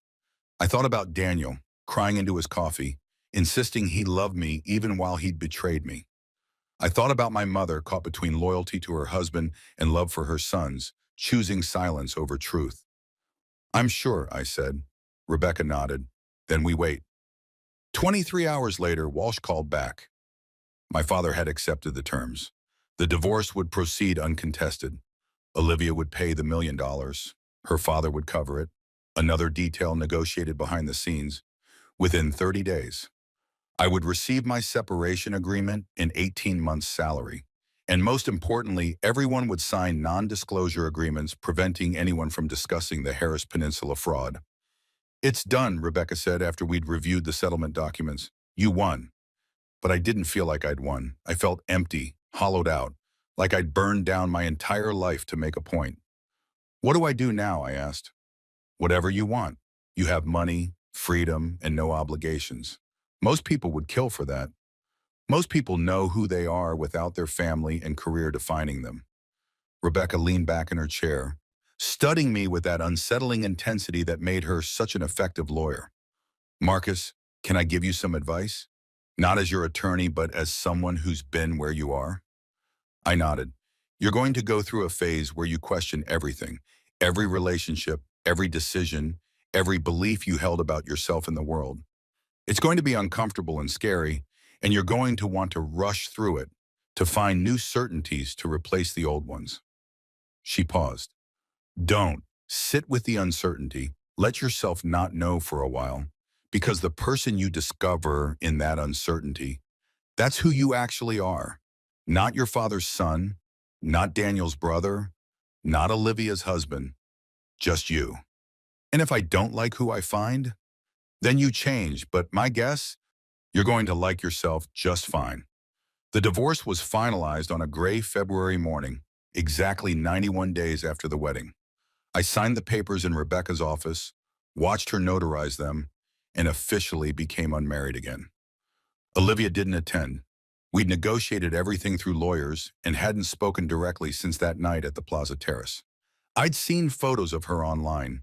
Society pages still covered the Hartwell family, and she looked thinner, older somehow.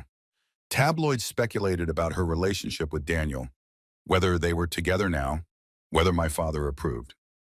I didn't care, or rather I cared less each day, watching the emotional investment fade like a photograph left too long in sunlight. The $1 million hit my account a week later. It should have felt like victory. Instead, it just felt like money, useful, certainly, but not transformative, not healing. I used some of it to rent a house in the Berkshires for the month of March. A small cabin by a lake, no internet, minimal cell service. I told Rebecca where I'd be and made everyone else believe I'd left the country. The cabin was exactly what I needed. Quiet. I spent my days hiking, reading books I'd been meaning to get to for years, sitting on the porch and watching the lake freeze and thaw as winter gave way to early spring. I cooked simple meals, chopped wood for the fireplace, and learned to exist in silence. Some days I thought about Olivia and Daniel obsessively, picking at the wound like a scab. Other days, I went hours without thinking of them at all, caught up in the rhythm of simple tasks and natural beauty. I thought a lot about my father.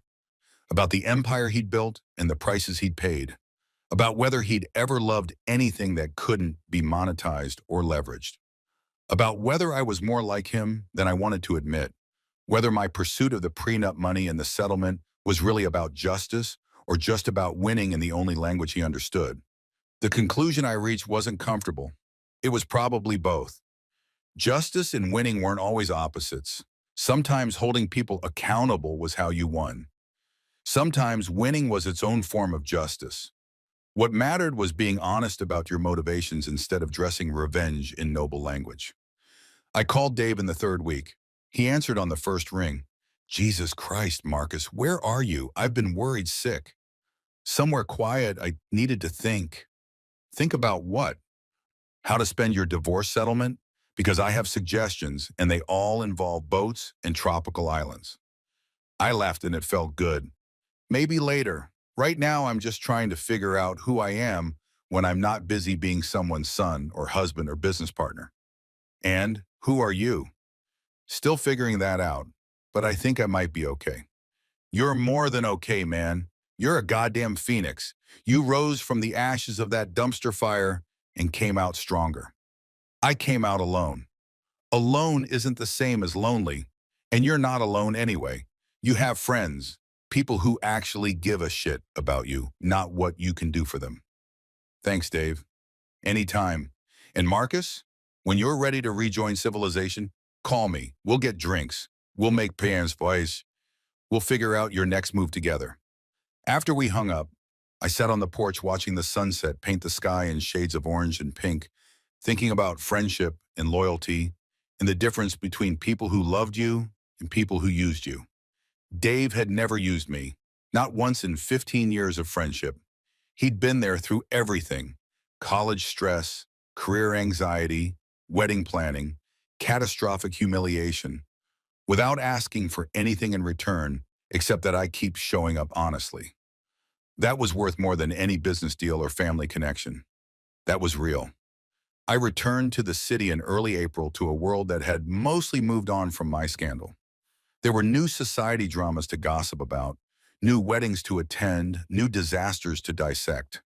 My wedding disaster was old news, relegated to remember when conversations.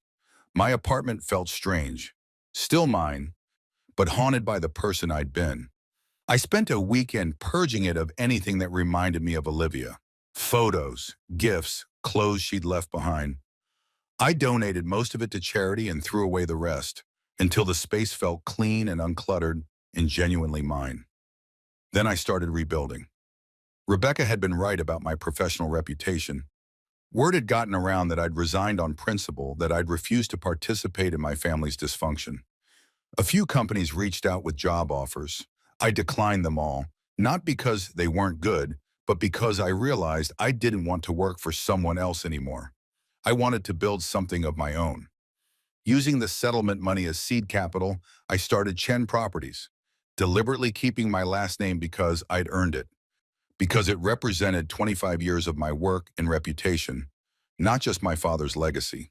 My focus was small-scale residential developments in overlooked neighborhoods, the kind of projects that made communities better instead of just making developers richer. It was risky. It was probably stupid from a pure profit perspective, but it was mine, and it meant something. Dave joined me as a partner after I pitched him over drinks at our favorite bar. He'd been wanting to leave his corporate law job for years, had expertise in real estate law that complemented my development skills. Together, we made a good team. By summer, we'd acquired our first property, a neglected apartment building in Queens that we planned to renovate and convert to affordable housing. The margins were thin, the work was hard, and every day brought new challenges. I loved it. I loved waking up with purpose again, loved making decisions based on what was right rather than what was profitable, loved working with people who respected me for my skills rather than my last name or connections. One evening in late June, I was at the Queens property overseeing some electrical work when my phone rang. Unknown number. I almost didn't answer. Then curiosity won. Hello? Marcus. Daniel's voice, uncertain and quiet. Please don't hang up. I should have. Every instinct screamed to end the call, block the number, maintain the boundaries I'd built. but something, maybe the exhaustion in his voice, maybe my own curiosity about what came next in this story, made me stay on the line. Talk fast, I said. I'm in therapy, have been since February, 3 times a week. I wanted you to know that. Why would I care? Because I'm trying to understand why I did what I did, why I hurt you, why I was capable of that kind of betrayal. And I wanted to apologize, really apologize. Not the bullshit I said at the coffee shop. Okay, apologize. A long pause, then, I'm sorry, Marcus. I'm sorry for betraying you. I'm sorry for lying to you. I'm sorry for letting Dad manipulate the situation. I'm sorry for standing as your best man while I was sleeping with your fiancé. I'm sorry for every moment of pain I caused you. And I'm sorry I can't undo any of it. The apology was better than the one at the coffee shop, more specific, more aware, but it still didn't change anything. Are you still with Olivia? I asked. No, we tried after everything settled. But it turns out we didn't actually like each other that much when we weren't sneaking around and lying to people. The affair was exciting. The relationship was just exhausting. I felt a complicated mixture of vindication and pity. They destroyed my marriage for a connection that couldn't survive honesty. What do you want, Daniel? Forgiveness? Absolution? Because I can't give you that. I don't want anything except for you to know I'm working on being better. And that if you ever decide you want to talk, really talk, I'll be here, but I understand if that never happens. It probably won't, I said honestly. You're my brother, and I don't wish you harm. But I also don't want you in my life. The person you were to me, the brother I trusted, doesn't exist anymore. Maybe he never did. And I can't build a relationship with who you actually are. I understand. His voice cracked. For what it's worth, I'm proud of you. Chen Properties is impressive. You're doing good work. Don't follow my career. Can't help it. You're my brother. Then do it from a distance. Take care of yourself, Daniel. Get healthy. Be better. Just do it somewhere I'm not. I hung up before he could respond and stood there in the half-renovated building, surrounded by the physical evidence of destruction and reconstruction, thinking about forgiveness and boundaries and the difference between healing and reconciliation. I didn't forgive Daniel, maybe I never would, but I also didn't spend my days hating him anymore. He was just a person who'd made terrible choices, who was now living with the consequences. His journey was his own. Mine was here, in this building, building something real from ruins. In August, I got an unexpected email from my mother. The subject line was simple: birthday. Marcus, I know you don't want to see us. I understand why. But it's your father's 70th birthday next month, and it wouldn't be the same without you. No speeches, no drama, just family dinner. Please consider coming. Love, Mom. I stared at the email for a long time. Part of me wanted to delete it, maintain the boundaries I'd established. But another part, the part that remembered birthday dinners before everything fell apart, my father carving the roast while telling stories about his early development deals, felt pulled. I called Rebecca for advice. What do you want to do? She asked. I don't know. Part of me wants to see them. Part of me thinks that's weak. It's not weak to miss your family. It's human. The question is whether seeing them serves your healing or sets it back. How do I know? You don't. You make your best guess and live with the outcome. But Marcus, you're not the same person who walked away from that wedding. You've built something real. You've done the work. You're not going to fall back into old patterns just because you show up to one dinner. I thought about it for 3 days. Then I replied to my mother's email. I'll come, but I'm not staying late, and we're not discussing business or my personal mine. If anyone tries, I'm leaving. Her response came within minutes. Thank you. That's all I ask. The birthday dinner was at my parents' house in Westchester, the same house I'd grown up in. I arrived exactly on time, neither early nor late, and parked in the circular driveway behind cars I recognized. My mother's Mercedes, Daniel's BMW. My father's Tesla was in the garage, visible through the open door. He'd always loved that car, loved the statement it made about being forward-thinking and environmentally conscious while still being successful enough to afford luxury. The door opened before I could knock. My mother stood there older than I remembered, with new lines around her eyes and gray threading through her hair. "Marcus," she said, and pulled me into a hug before I could object. I let her, feeling the thinness of her frame, smelling her familiar perfume, something floral and expensive that she'd worn for decades. "Come in," she said. "Everyone's in the living room." Everyone turned out to be my father, Daniel, and Daniel's new girlfriend, a woman named Sarah whom I'd never met. Olivia notably was absent. "Marcus."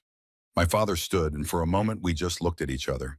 He seemed older too, more stooped, with age spots on his hands I didn't remember seeing before. He extended his hand. I shook it. The gesture was formal, businesslike, a negotiation rather than a connection. "Happy birthday, Dad. Thank you for coming." We all sat down and the conversation was excruciating in its politeness. My mother asked about my company, careful questions that didn't probe too deeply. I asked about Chen Development, equally careful. Daniel introduced Sarah, who seemed nice but overwhelmed by the family dynamics she'd walked into. Nobody mentioned the wedding. Nobody mentioned Olivia. Nobody mentioned the Harris Peninsula project or the settlement or any of the nuclear bombs that had detonated 9 months ago. We were all just playing parts in a performance called Normal Family Dinner. Dinner was prime rib, my father's favorite. My mother had cooked it herself or supervised the cooking, I wasn't sure which. We sat at the formal dining table, the one reserved for holidays and important occasions, with china and crystal and everything arranged just so. "Marcus," my father said during the main course, his voice carrying the weight of something rehearsed, "I owe you an apology." The table went silent. My mother's fork stopped halfway to her mouth. Daniel stared at his plate. "I made decisions that prioritize business over your well-being," my father continued. "I facilitated a situation that caused you significant harm. That was wrong. I was wrong, and I'm sorry." The apology was formal, almost legalistic, like he was reading from a script his therapist had written. But it was also, I suspected, the best Alexander Chen was capable of. "Thank you," I said, because what else could I say? "Your company is doing well," he added, "the Queen's project especially. It's innovative." "You've been following my work?" "Of course, you're my son." "I wasn't your son when you were using me as a pawn." The words came out before I could stop them. So much for keeping things pleasant. My father's jaw tightened, but he didn't look away. "You're right, and I understand if you can't forgive that. But I want you to know I'm proud of what you're building. It's different from what I would have done. Better, maybe." "Definitely better," my mother said quietly. "Because it's honest." The tension broke slightly. We finished dinner with less painful small talk, then moved to coffee and birthday cake, chocolate, my father's favorite, with "Happy Birthday, Alexander" written in precise script. I stayed for cake, for one cup of coffee, and then made my excuses. My mother walked me to the door. "Thank you for coming," she said. "It meant a lot to him, to all of us." "I'm glad I came, but Mom, I need you to understand something. I can show up to birthday dinners. I can be polite, but we're never going back to what we were. That family doesn't exist anymore." "I know," she said sadly. "But maybe we can build something new, something smaller and more honest." "Maybe," I agreed, "but it's going to take time and effort, and all of you actually changing, not just apologizing." "We're trying, Marcus. Your father's in therapy too. Not as frequently as Daniel, but he's going. He's trying to understand why he is the way he is." "Good, that's a start." I hugged her goodbye and drove back to the city, feeling neither reconciled nor estranged, just somewhere in the middle, which was, I supposed, the most honest place to be.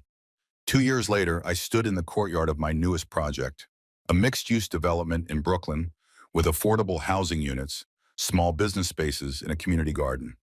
The ribbon-cutting ceremony was small, just local residents and business owners and a few reporters from neighborhood papers. No society columns, no high society guests, no performance, just real people celebrating something real. Dave gave a short speech about community-focused development and sustainable urban planning. Then we cut the ribbon together while people applauded and took photos with their phones. Afterwards, a woman approached me, older, African-American with warm eyes and a firm handshake. Mr. Chen, I'm Sandra Williams. I'm renting one of the apartments here. Marcus, please. And I hope you're happy with it. Very happy. My old place, the landlord was trying to push us all out so he could renovate and charge triple. I thought I'd have to move out of the neighborhood I've lived in for 30 years. This place, what you're doing here, it's a godsend. That's why we do it, I said simply. Housing should be for people, not just profit. Your father wouldn't say that, she observed. I blinked, surprised. You know my father? Honey, everyone in real estate in this city knows Alexander Chen, and everyone knows what you're doing is different. You're not him. That matters. After she walked away, I stood in the courtyard thinking about legacy and what it meant to build something that mattered. My phone buzzed, a text from Rebecca. Rebecca, saw the coverage of your ribbon cutting. Looks great. Proud of you, Marcus. Marcus, thanks. Couldn't have done any of this without you. Rebecca, sure you could have. I just helped you get free. You did the rest yourself. That night, I had dinner with Dave and his wife, Jessica, at a Thai place in our neighborhood. We talked about the next project, a development in the Bronx that would mix senior housing with child care facilities, creating intergenerational connections in a community that needed both. You're building an empire, Dave observed, just a different kind than your dad's. Less of an empire, more of a neighborhood. Better than an empire, Jessica said. Empires fall, neighborhoods last. Walking home through Brooklyn streets alive with summer evening energy, kids playing basketball under streetlights, couples walking mountains, bodega cats sunning themselves on stoops. I thought about the man I'd been 2 years ago. The man who'd stood in a ballroom in a tuxedo, watching his wife dance with his brother, feeling his world collapse.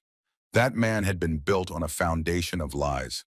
When the lies fell away, he'd fallen too. But from the ruins, something else had emerged. Not a phoenix, that metaphor was too grand. Just a person. Flawed and uncertain but honest. Someone who'd learned the difference between looking successful and being successful. Between playing a part and living authentically. My phone rang. Unknown number again. I almost didn't answer, then thought, what the hell? Hello? Marcus Chen? A woman's voice, professional and crisp. Speaking. This is Jennifer Reeves from The Times. I'm writing a profile on young real estate developers who are changing how we think about urban housing. Your name came up repeatedly in my research. Would you be willing to speak with me? What kind of profile? The good kind. The kind that talks about people who are doing things differently, making choices that prioritize community over pure profit. I understand you walked away from your family's company to start your own. That's a hell of a story.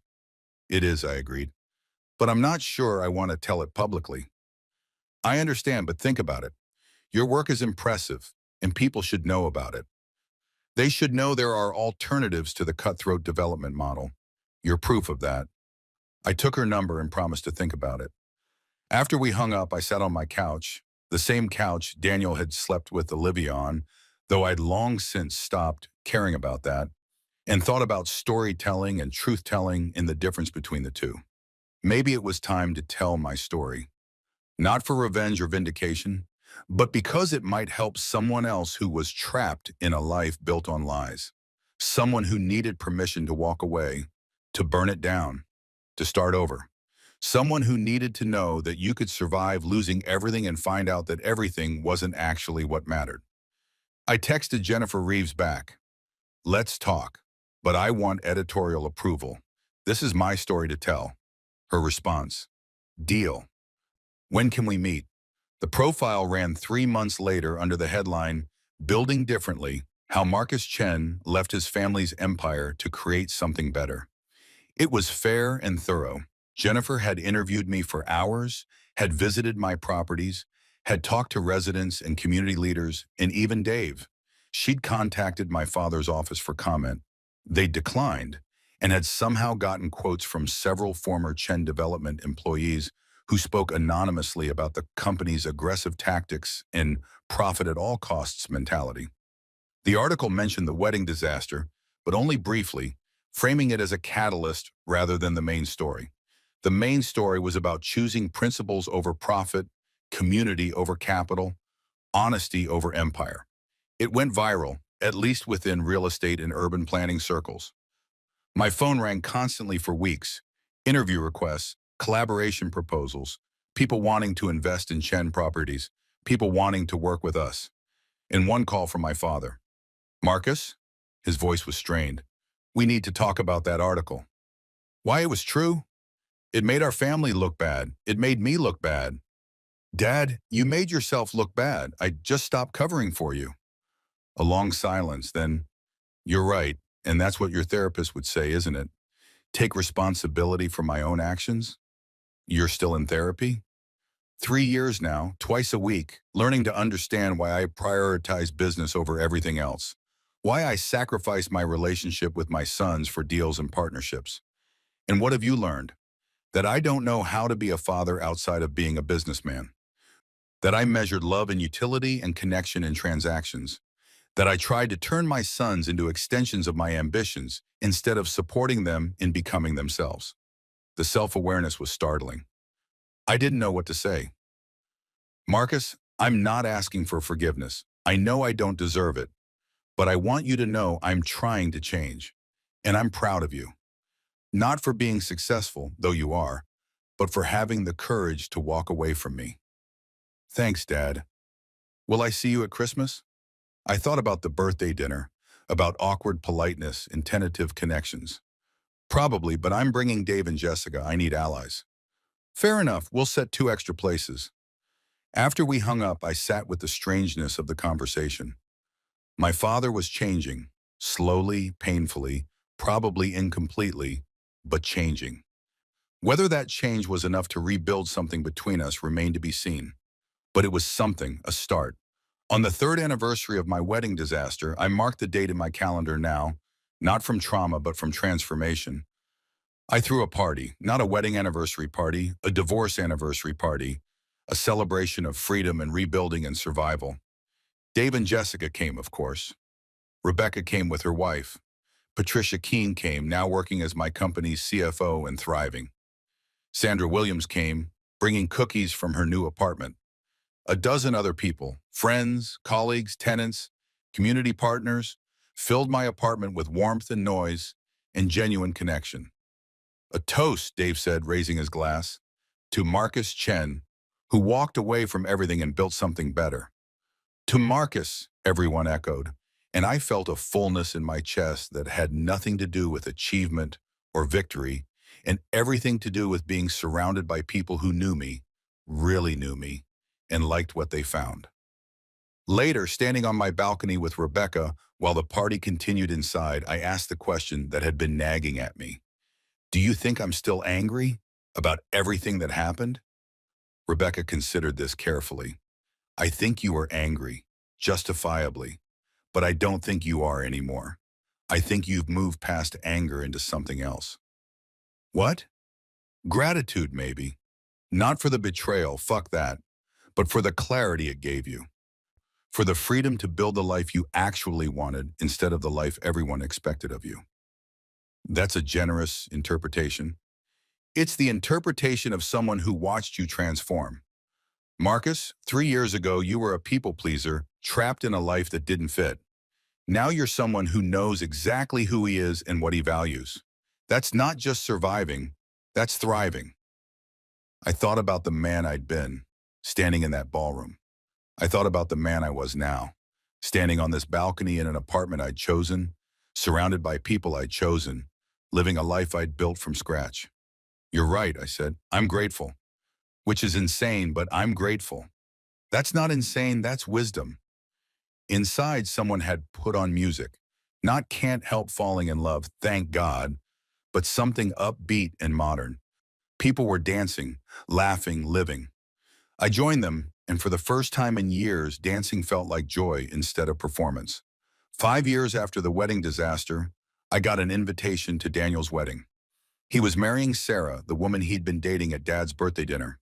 The invitation was simple, elegant, with a handwritten note tucked inside. Marcus, I know this is complicated. I understand if you don't want to come, but you're my brother, and it wouldn't feel right not to invite you. No hard feelings if you decline. Daniel, and I showed it to Dave over coffee. Are you going? he asked. I don't know. Part of me wants to. Part of me thinks it's too weird. What does your gut say? My gut said I was curious. Curious about who Daniel had become. Curious about whether he had actually changed or just convinced himself he had. Curious about whether I could sit through his wedding without thinking about my own. I think I'll go, I said finally, but I'm bringing a date. You're dating someone? Dave's eyes lit up. Since when? Since 3 months ago. Her name is Kenji. She's an architect. We met on the Bronx project. And you didn't tell me? I wanted to make sure it was real first. I'm done performing relationships. The wedding was small, intimate, at a garden venue in Connecticut. When I arrived with Kenji, a brilliant woman with sharp wit and zero interest in real estate drama, Daniel looked genuinely shocked to see me. Marcus, you came. Congratulations, I said, shaking his hand. This is Kenji. Nice to meet you, Kenji said warmly. Marcus has told me a lot about you. I'm sure none of it is good, Daniel said with a self-deprecating smile. Actually, some of it is. He says you're doing better, that you're in therapy, working on yourself. I am, every week. It's helped a lot. The wedding was lovely. Sarah was radiant. Daniel was visibly nervous and genuinely happy. My parents were there, looking older but also somehow lighter, as if years of therapy had lifted some invisible weight. During the reception, my father approached me and Kenji. Marcus, and you must be Kenji. I've heard about your work on the Bronx project. Impressive design. Thank you, Mr. Chen. Please call me Alexander. He turned to me. Can we talk, just for a minute? I excused myself and followed my father to a quiet corner of the garden. I wanted to thank you for coming, he said. It means a lot to Daniel, to all of us. I came for Daniel. He's my brother. I can't forget what happened. But I also can't spend my whole life punishing him for it. That's generous. It's healthy. There's a difference. My father nodded slowly. I've been thinking a lot about legacy lately, about what I'll leave behind when I'm gone. The company? The company is just buildings and contracts. I'm thinking about relationships, about whether my sons will remember me as someone who loved them or someone who used them. What do you want them to remember? That I tried to change, that I recognized my mistakes and worked to be better, even if I couldn't undo the harm I'd caused. That's a good legacy, I said, if you actually do it. I am doing it. Your mother can confirm. Daniel can confirm. I'm not the man I was 5 years ago. Good, because that man did a lot of damage. I know. His voice was heavy. Marcus, I know I can never make up for what I put you through, but I want you to know I understand now what I did wrong. And if I could go back and make different choices, I would. But you can't. None of us can. We just have to live with what we did and try to do better. Yes. He looked at me with something that might have been respect. You've done better. You've built something remarkable, something that helps people instead of just extracting value from them. I'm proud of you. Thanks, Dad. We stood there for a moment, two men who'd hurt each other and been hurt by each other, who'd chosen destruction and reconstruction, who were now navigating the complicated middle ground between estrangement and reconciliation. I should get back to Kenji, I said finally. Of course. Bring her to Sunday dinner sometime. Your mother would love to meet her properly. Maybe, I said. We'll see. But walking back to where Kenji waited, I thought maybe wasn't really maybe. Maybe was probably yes, eventually, when I was ready. Because the thing about healing wasn't that you forgot what happened or forgave everything. It was that you learned to hold pain and joy simultaneously. To acknowledge that people were complicated, that families were messy, that life was full of betrayals and reconciliations and everything in between. Everything okay? Kenji asked when I returned. Yeah, I said, taking her hand. Everything's okay. And surprisingly, it was. 10 years after the wedding disaster, I attended a real estate industry awards ceremony. Chen Properties had been nominated for a Community Impact Award for our work in affordable housing development. I didn't expect to win. We were up against much larger firms with more resources, but it was nice to be recognized. When they announced us as winners, I was genuinely shocked. I walked to the stage with Dave, and we accepted the award together. a heavy glass plaque with our company name and our project list engraved on it. Thank you, I said into the microphone, looking out at a ballroom full of developers and investors and urban planners. This award belongs to the communities we serve, who trusted us to build something that worked for them instead of just for our bottom line. Real estate development should be about creating homes and neighborhoods, not just maximizing profit. We're honored to be part of that conversation. The applause was generous. As I walked off stage, I passed the table where my father sat with other Chen development executives.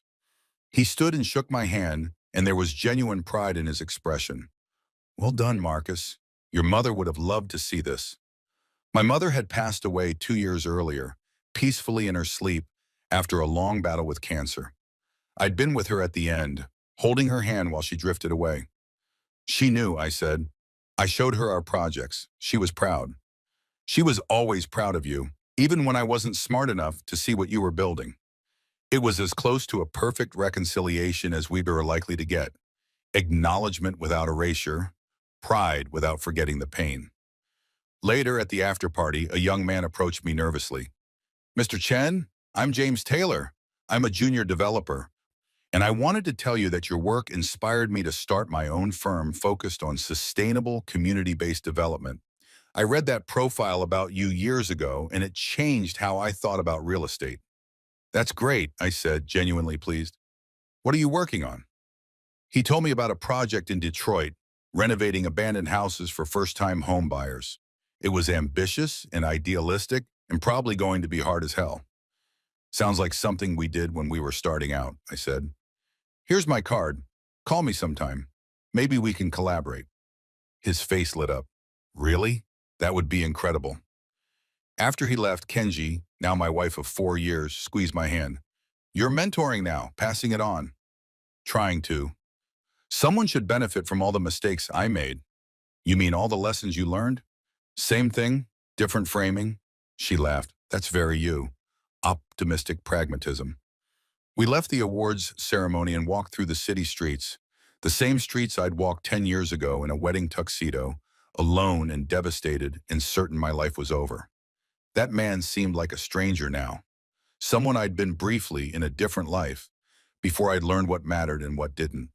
The city was the same, loud and vibrant and full of possibility, but I was different, changed by betrayal and healing, by destruction and reconstruction, by learning to build something real instead of something impressive. Do you ever think about that day? Kenji asked. The wedding? Sometimes, not as much as I used to. It's like a scar now, visible, but it doesn't hurt anymore. Do you regret how you handled it? I thought about that, about the confrontation in the ballroom, about the divorce and the settlement, about walking away from everything. No, I said finally. I did what I needed to do, and it brought me here. Here was a brownstone in Brooklyn that we'd renovated ourselves. Here was a company that employed 30 people and had developed housing for hundreds of families. Here was a marriage built on honesty and mutual respect instead of performance and expectation. Here was a life I'd built from scratch, on my own terms, with my own values. Here was pretty good. We walked home through the October evening, leaves falling around us like confetti, the city alive with possibility, and I felt something I hadn't felt in that ballroom 10 years ago. Peace, not the peace of having everything figured out or all wounds healed, the peace of knowing I was exactly where I needed to be, doing exactly what I was meant to do, with exactly the right person by my side. The peace of a life built on truth instead of lies. The peace of surviving destruction and choosing to rebuild as someone better, stronger, more honest than before. The peace of being, finally and genuinely, myself. On the 20th anniversary of the wedding disaster, a date that had long since lost its sting, becoming just another marker in a rich and complicated life, I received a letter. It came via certified mail, which was unusual enough that I opened it immediately. Inside was a handwritten note on expensive stationery. Marcus, by the time you read this, I'll be gone. The cancer has progressed beyond treatment, and I've chosen hospice care over prolonging the inevitable. I'm writing to apologize, not the performative apology I gave you at my birthday party, but a real one. I destroyed your wedding day and your relationship with your brother because I prioritized business over your happiness. I facilitated Daniel and Olivia's affair because I thought I could control the narrative and the outcome. I treated you like an asset instead of a son. Those choices were unforgivable. I know that now. My therapist helped me understand it. Your mother told me before she died, and I've lived with the knowledge of what I did to you for 20 years. I'm not asking for forgiveness. I don't deserve it. I'm just telling you that I know what I did, and I'm sorry for it, and I've spent 2 decades trying to be better than the man who hurt you. You've built something remarkable with your life and your company. You've shown that success doesn't require sacrificing integrity. You've proven that you can be better than I was. I'm proud of you. I always have been, even when I was too blind and selfish to show it. Your father, Alexander Chen. I read the letter 3 times, then called Daniel. Did you get a letter? I asked. Yeah, just now. You? Yeah. A long silence. Then Daniel said, he's really dying. I know. Are you going to see him? I thought about my father, about the empire he'd built and the prices he'd paid, and about the man he'd been and the man he'd tried to become, about the 20 years of therapy and effort in small, incremental changes. Yeah, I said, I'm going to see him. Can I come with you? Sure, we'll go together. That afternoon, Daniel and I drove to the hospice facility in Westchester, where our father was spending his final days. We didn't talk much during the drive, just existed in complicated brotherhood. No longer as close as we'd once been, but no longer enemies either. Just 2 men shaped by the same family, carrying different scars, navigating the same difficult inheritance. Our father was in a sunny room overlooking a garden.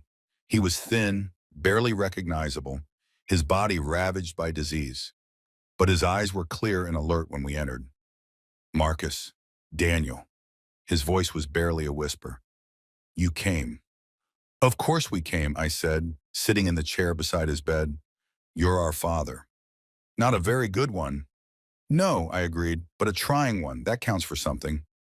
He smiled slightly at that. Daniel sat on the other side of the bed, and for a while we just sat there, the 3 Chen men, surrounded by the machinery of dying and the weight of shared history.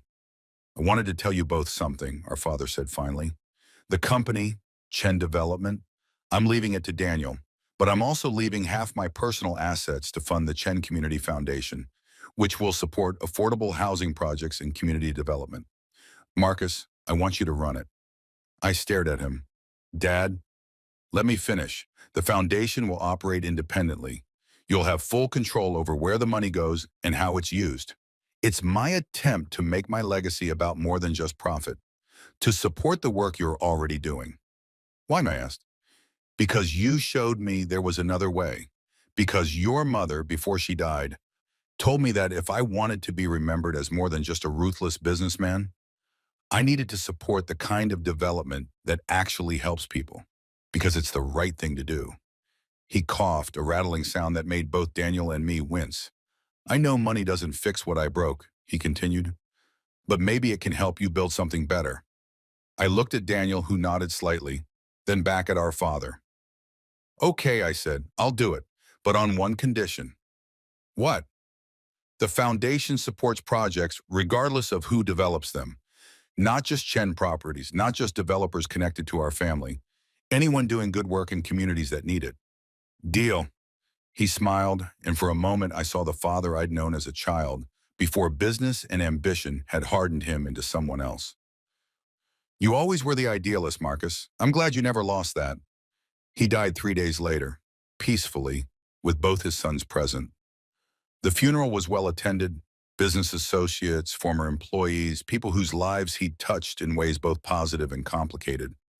I gave a eulogy that was honest without being cruel, acknowledging both his accomplishments and his failures, painting a picture of a complicated man who'd spent his final years trying to atone for earlier sins. My father was not a perfect man, I said to the gathered crowd. He made choices that hurt people he loved. He prioritized success over relationships. But in his final years, he worked to change. He went to therapy. He tried to understand his mistakes. He created a foundation to support the kind of work he should have been doing all along. I paused. looking out at faces both familiar and strange.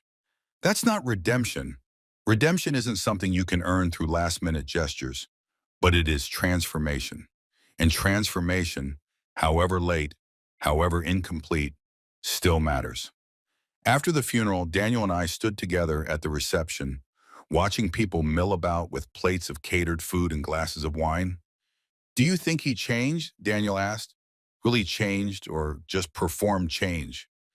"I think he changed," I said. "Not completely, not perfectly, but enough that it was real." "Is that enough?" "For what?" "For forgiveness, for moving past everything." I thought about the man my father had been and the man he'd become, about the wedding disaster and the years of rebuilding, about the foundation he'd created and the letter he'd written.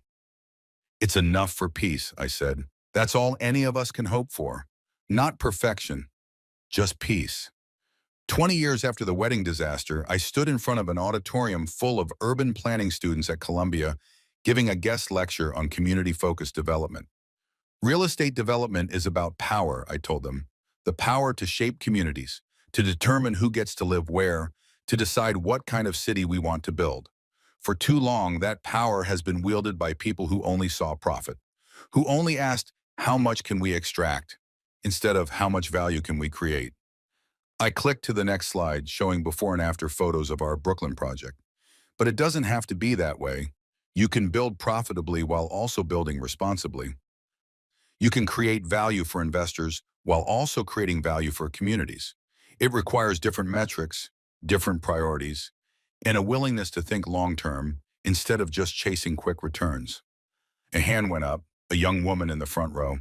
"Mr. Chen, I read about how you started your company, about walking away from your family's business. Was it worth it? The sacrifice?"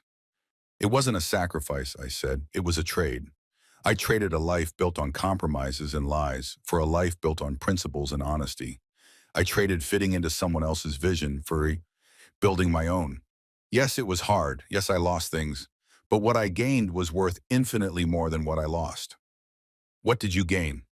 "Myself," I said simply. "I gained myself." After the lecture, several students approached with questions. One of them, a young man with intense eyes and an earnest manner, asked if Chen Properties was hiring. "Always," I said. "Send your resume to our HR director. We're especially interested in people who understand that development is about more than just buildings. It's about people and communities and the kind of world we want to create." Driving home that evening, I thought about the man I'd been 20 years ago. The man who'd believed success meant following the path laid out for him. The man who'd prioritized family expectations and business opportunities over his own instincts and values. That man had died in a ballroom on his wedding day, and from his death, someone else had been born. Someone harder, but also kinder. Someone more careful, but also braver. Someone who knew that the only approval that mattered was his own. At home, Kenji was in her studio working on architectural renderings for our next project. Our daughter, 15 now, smart and passionate about environmental justice, was doing homework at the kitchen table. "How was the lecture?" Kenji asked when I came in. "Good, inspiring actually. These kids are so idealistic and passionate. They want to change the world." "You did change the world. Your little corner of it anyway." "Maybe. I tried at least." Our daughter looked up from her math homework. "Dad, did you really walk out of your own wedding?" I'd told her the story a few years ago when she was old enough to understand complexity and nuance. She'd been fascinated and horrified in equal measure. "I walked out of my wedding reception," I corrected, "after I'd already gotten married, which made the whole thing more complicated." "But you don't regret it?" "No, I regret trusting people who didn't deserve trust. I regret being so focused on making everyone else happy that I ignored obvious red flags. But walking away, that I don't regret at all." "Good," she said firmly. "You deserve better than people who lie to you." "Everyone deserves that," I said. "The trick is recognizing when it's happening and having the courage to walk away." That night, lying in bed with Kenji beside me, I thought about weddings and disasters and the strange paths lives take.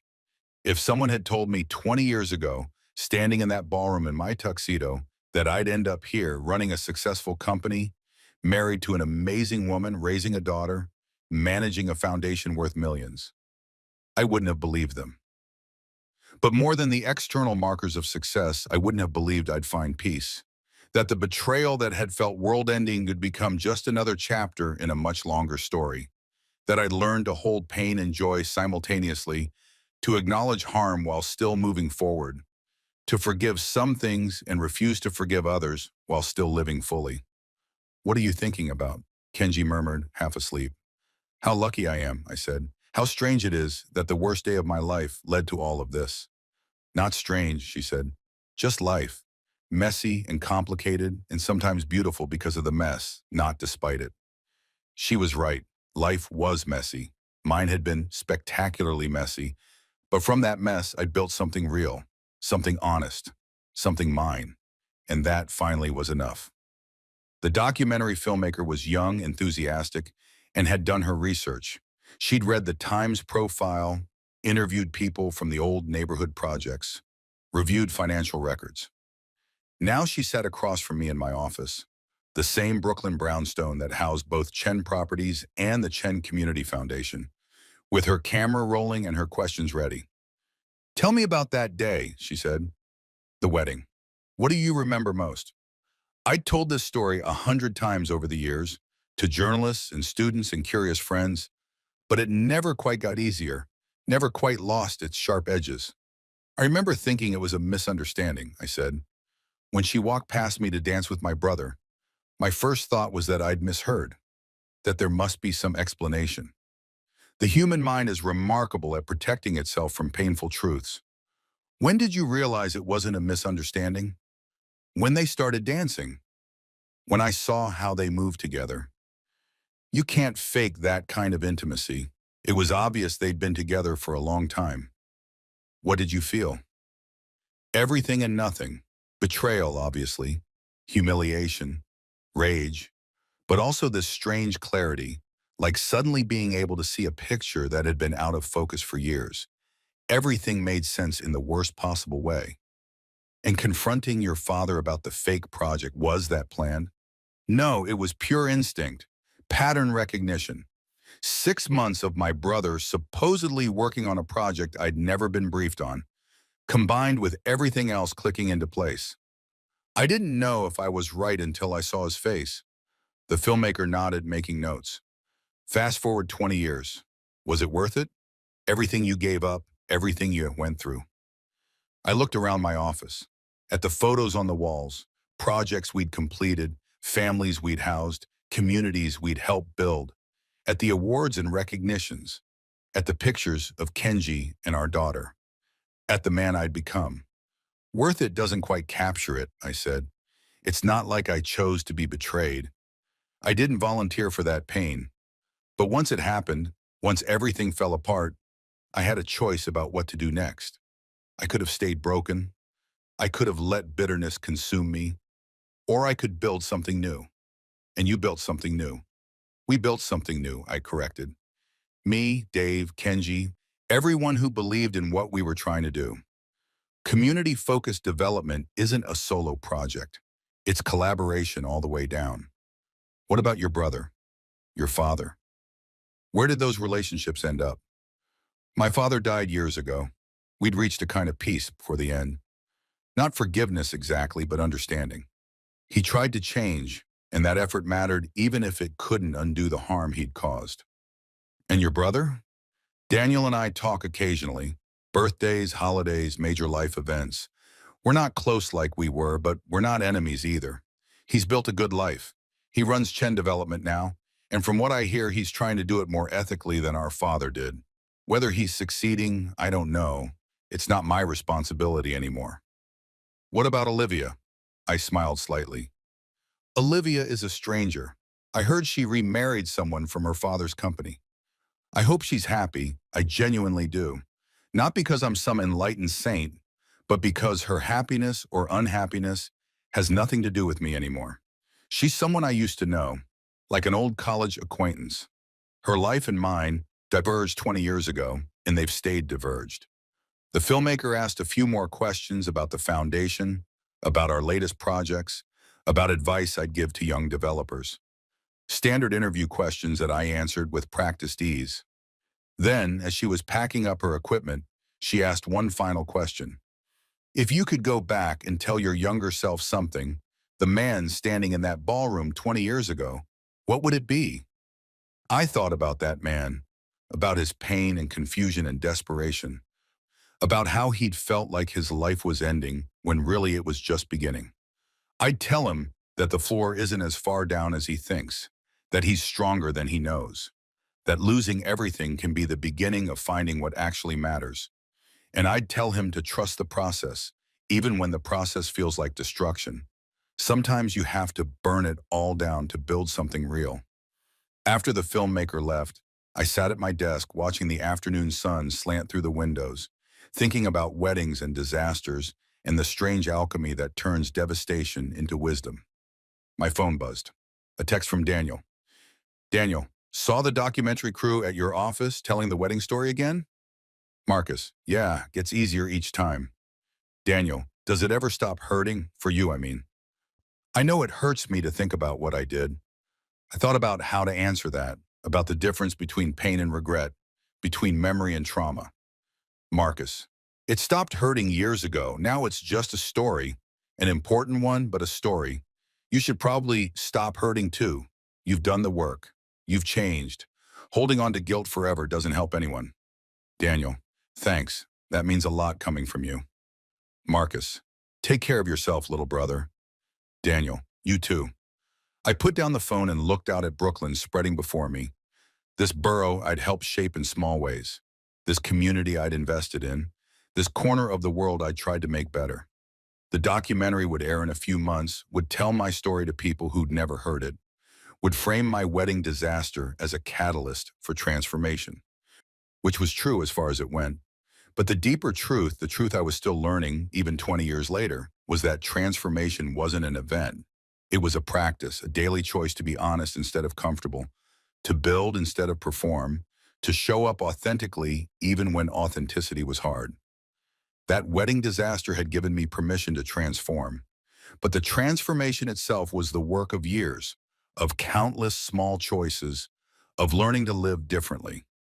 And the best part? The transformation wasn't finished. Maybe it never would be. Maybe that was the point. I stood and walked to the window, looking down at the street where people moved through their lives, working, loving, struggling, celebrating. Each one carrying their own stories of disaster and recovery, betrayal and rebuilding, loss and discovery. I was just one story among millions, one person trying to make meaning from chaos, one life built on the ruins of another. But it was my story, my life, my choice about what to build from the wreckage. And standing there, 20 years after the worst day of my life, I realized something profound. I'd do it all again. Not the betrayal, fuck that, forever. But the walking away, the burning down, the rebuilding from scratch. I'd do that again in a heartbeat, because it had brought me here, to this moment, to this life, to this version of myself that I actually liked and respected. And that finally was the greatest gift that disaster could give, the freedom to become yourself.